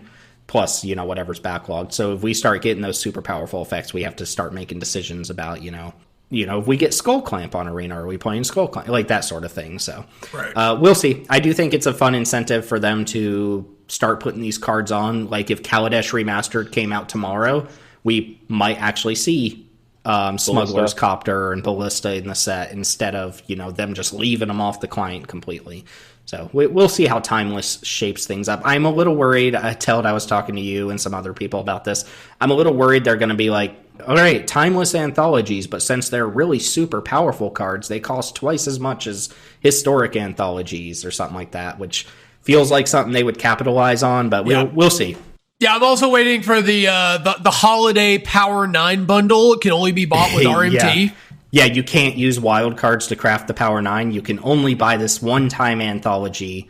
You get a draft token and a Oracle of the Alpha style if you spend $10 extra and 1,000 XP. We'll see. There's no more information on that. All right, last thing. I want to gauge your guys' excitement for the sets that are coming out next year. It's actually, this year we did nothing but return sets, which are traditionally not my favorite. And next year I think is all new sets, all new planes and stuff like that. So you guys tell me which of these sounds like your favorite, what you're looking forward to. We have Murders at Karlov Manor, which is like Clue inspired, a murder mystery set. It's based on Ravnica, but it's not a guild centered set. We have Outlaws of Thunder Junction, which is the Wild West and has like key art with Oko on it and Rakdos and Vraska, like all these villains coming out to the Wild West. We have Bloomborough, which if you're familiar with Redwall, it's like Crittertown, USA. It's a bunch of like rats. I loved Redwall growing up. Yeah, Redwall's amazing. Check it out if you've never heard of it. But basically anthropomorphized like animals with no humans in sight, just doing rat things and rabbit things. That sounds like a lot of fun. Modern Horizons 3, I'm sure nothing bad will happen there. That's going to be on Arena. And then closing out next year, there's Duskmorn House of Horror, which is it's advertised as a plane that entirely exists within a haunted mansion and is supposed to be a take on modern horror tropes instead of the gothic horror tropes that we see in Innistrad. So me personally, Bloomburrow's the one that stands out. I have that connection to Redwall, Watership Down, stuff like that.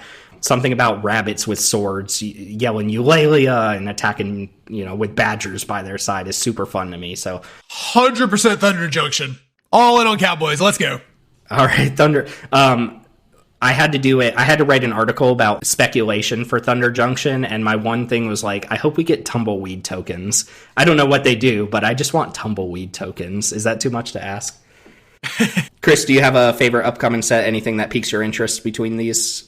It'll be interesting to see how they do the Fantasy of Bloomborough. I'm with you. I was a big Redwall guy. Especially when I was a kid, I really loved the descriptions of like the vegetarian feasts that they would eat.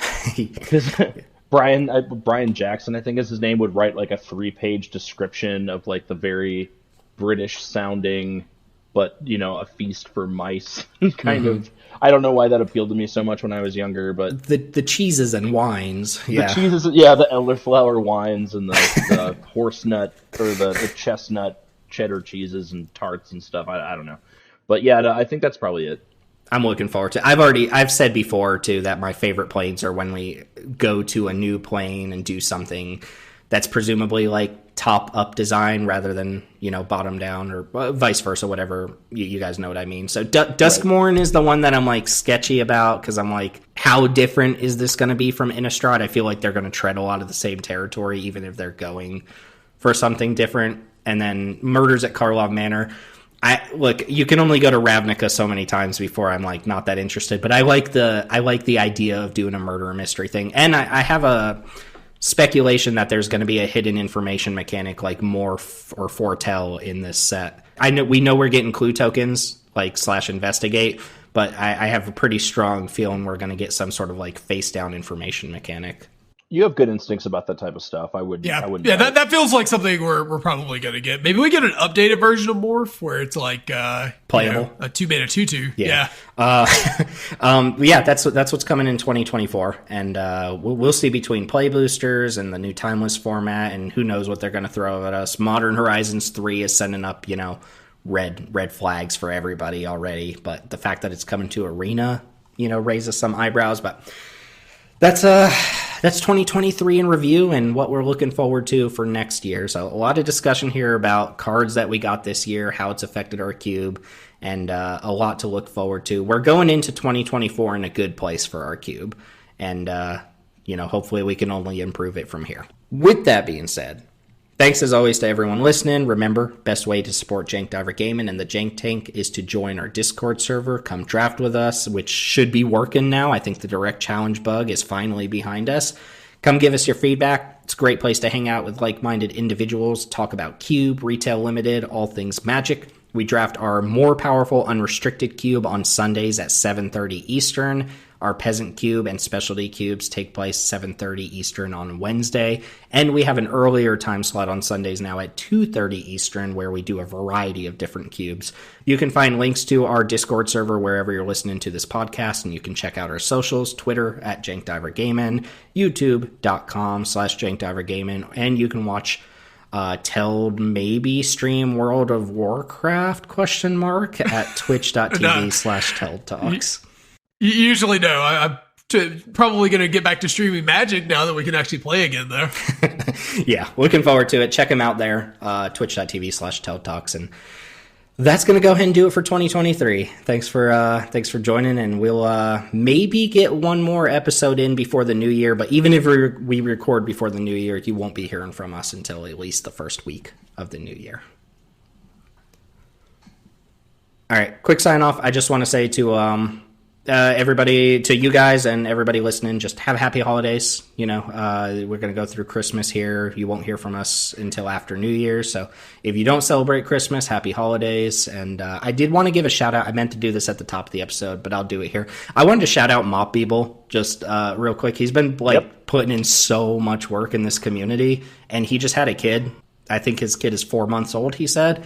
And he's been setting up all these roto drafts. He's been consistently coming out and supporting, the people's cubes that they've been submitting. He always gives feedback. He's been playing a lot, which I don't know how he finds the time to play, but he does. And he's the one who got us the early streamer access to Lost Caverns of Ixalan. So I meant to do this top of the episode. I know he doesn't really listen to the podcast, but I wanted to shout out Mop Beeble and just tell him thank you for all the work that he's done. I guess I could just do that to him instead of doing it on the podcast, but throwing that in there with the happy holidays. But to you guys and to all of our listeners out there, I hope everybody has a happy holidays and rounds out the year on a good one.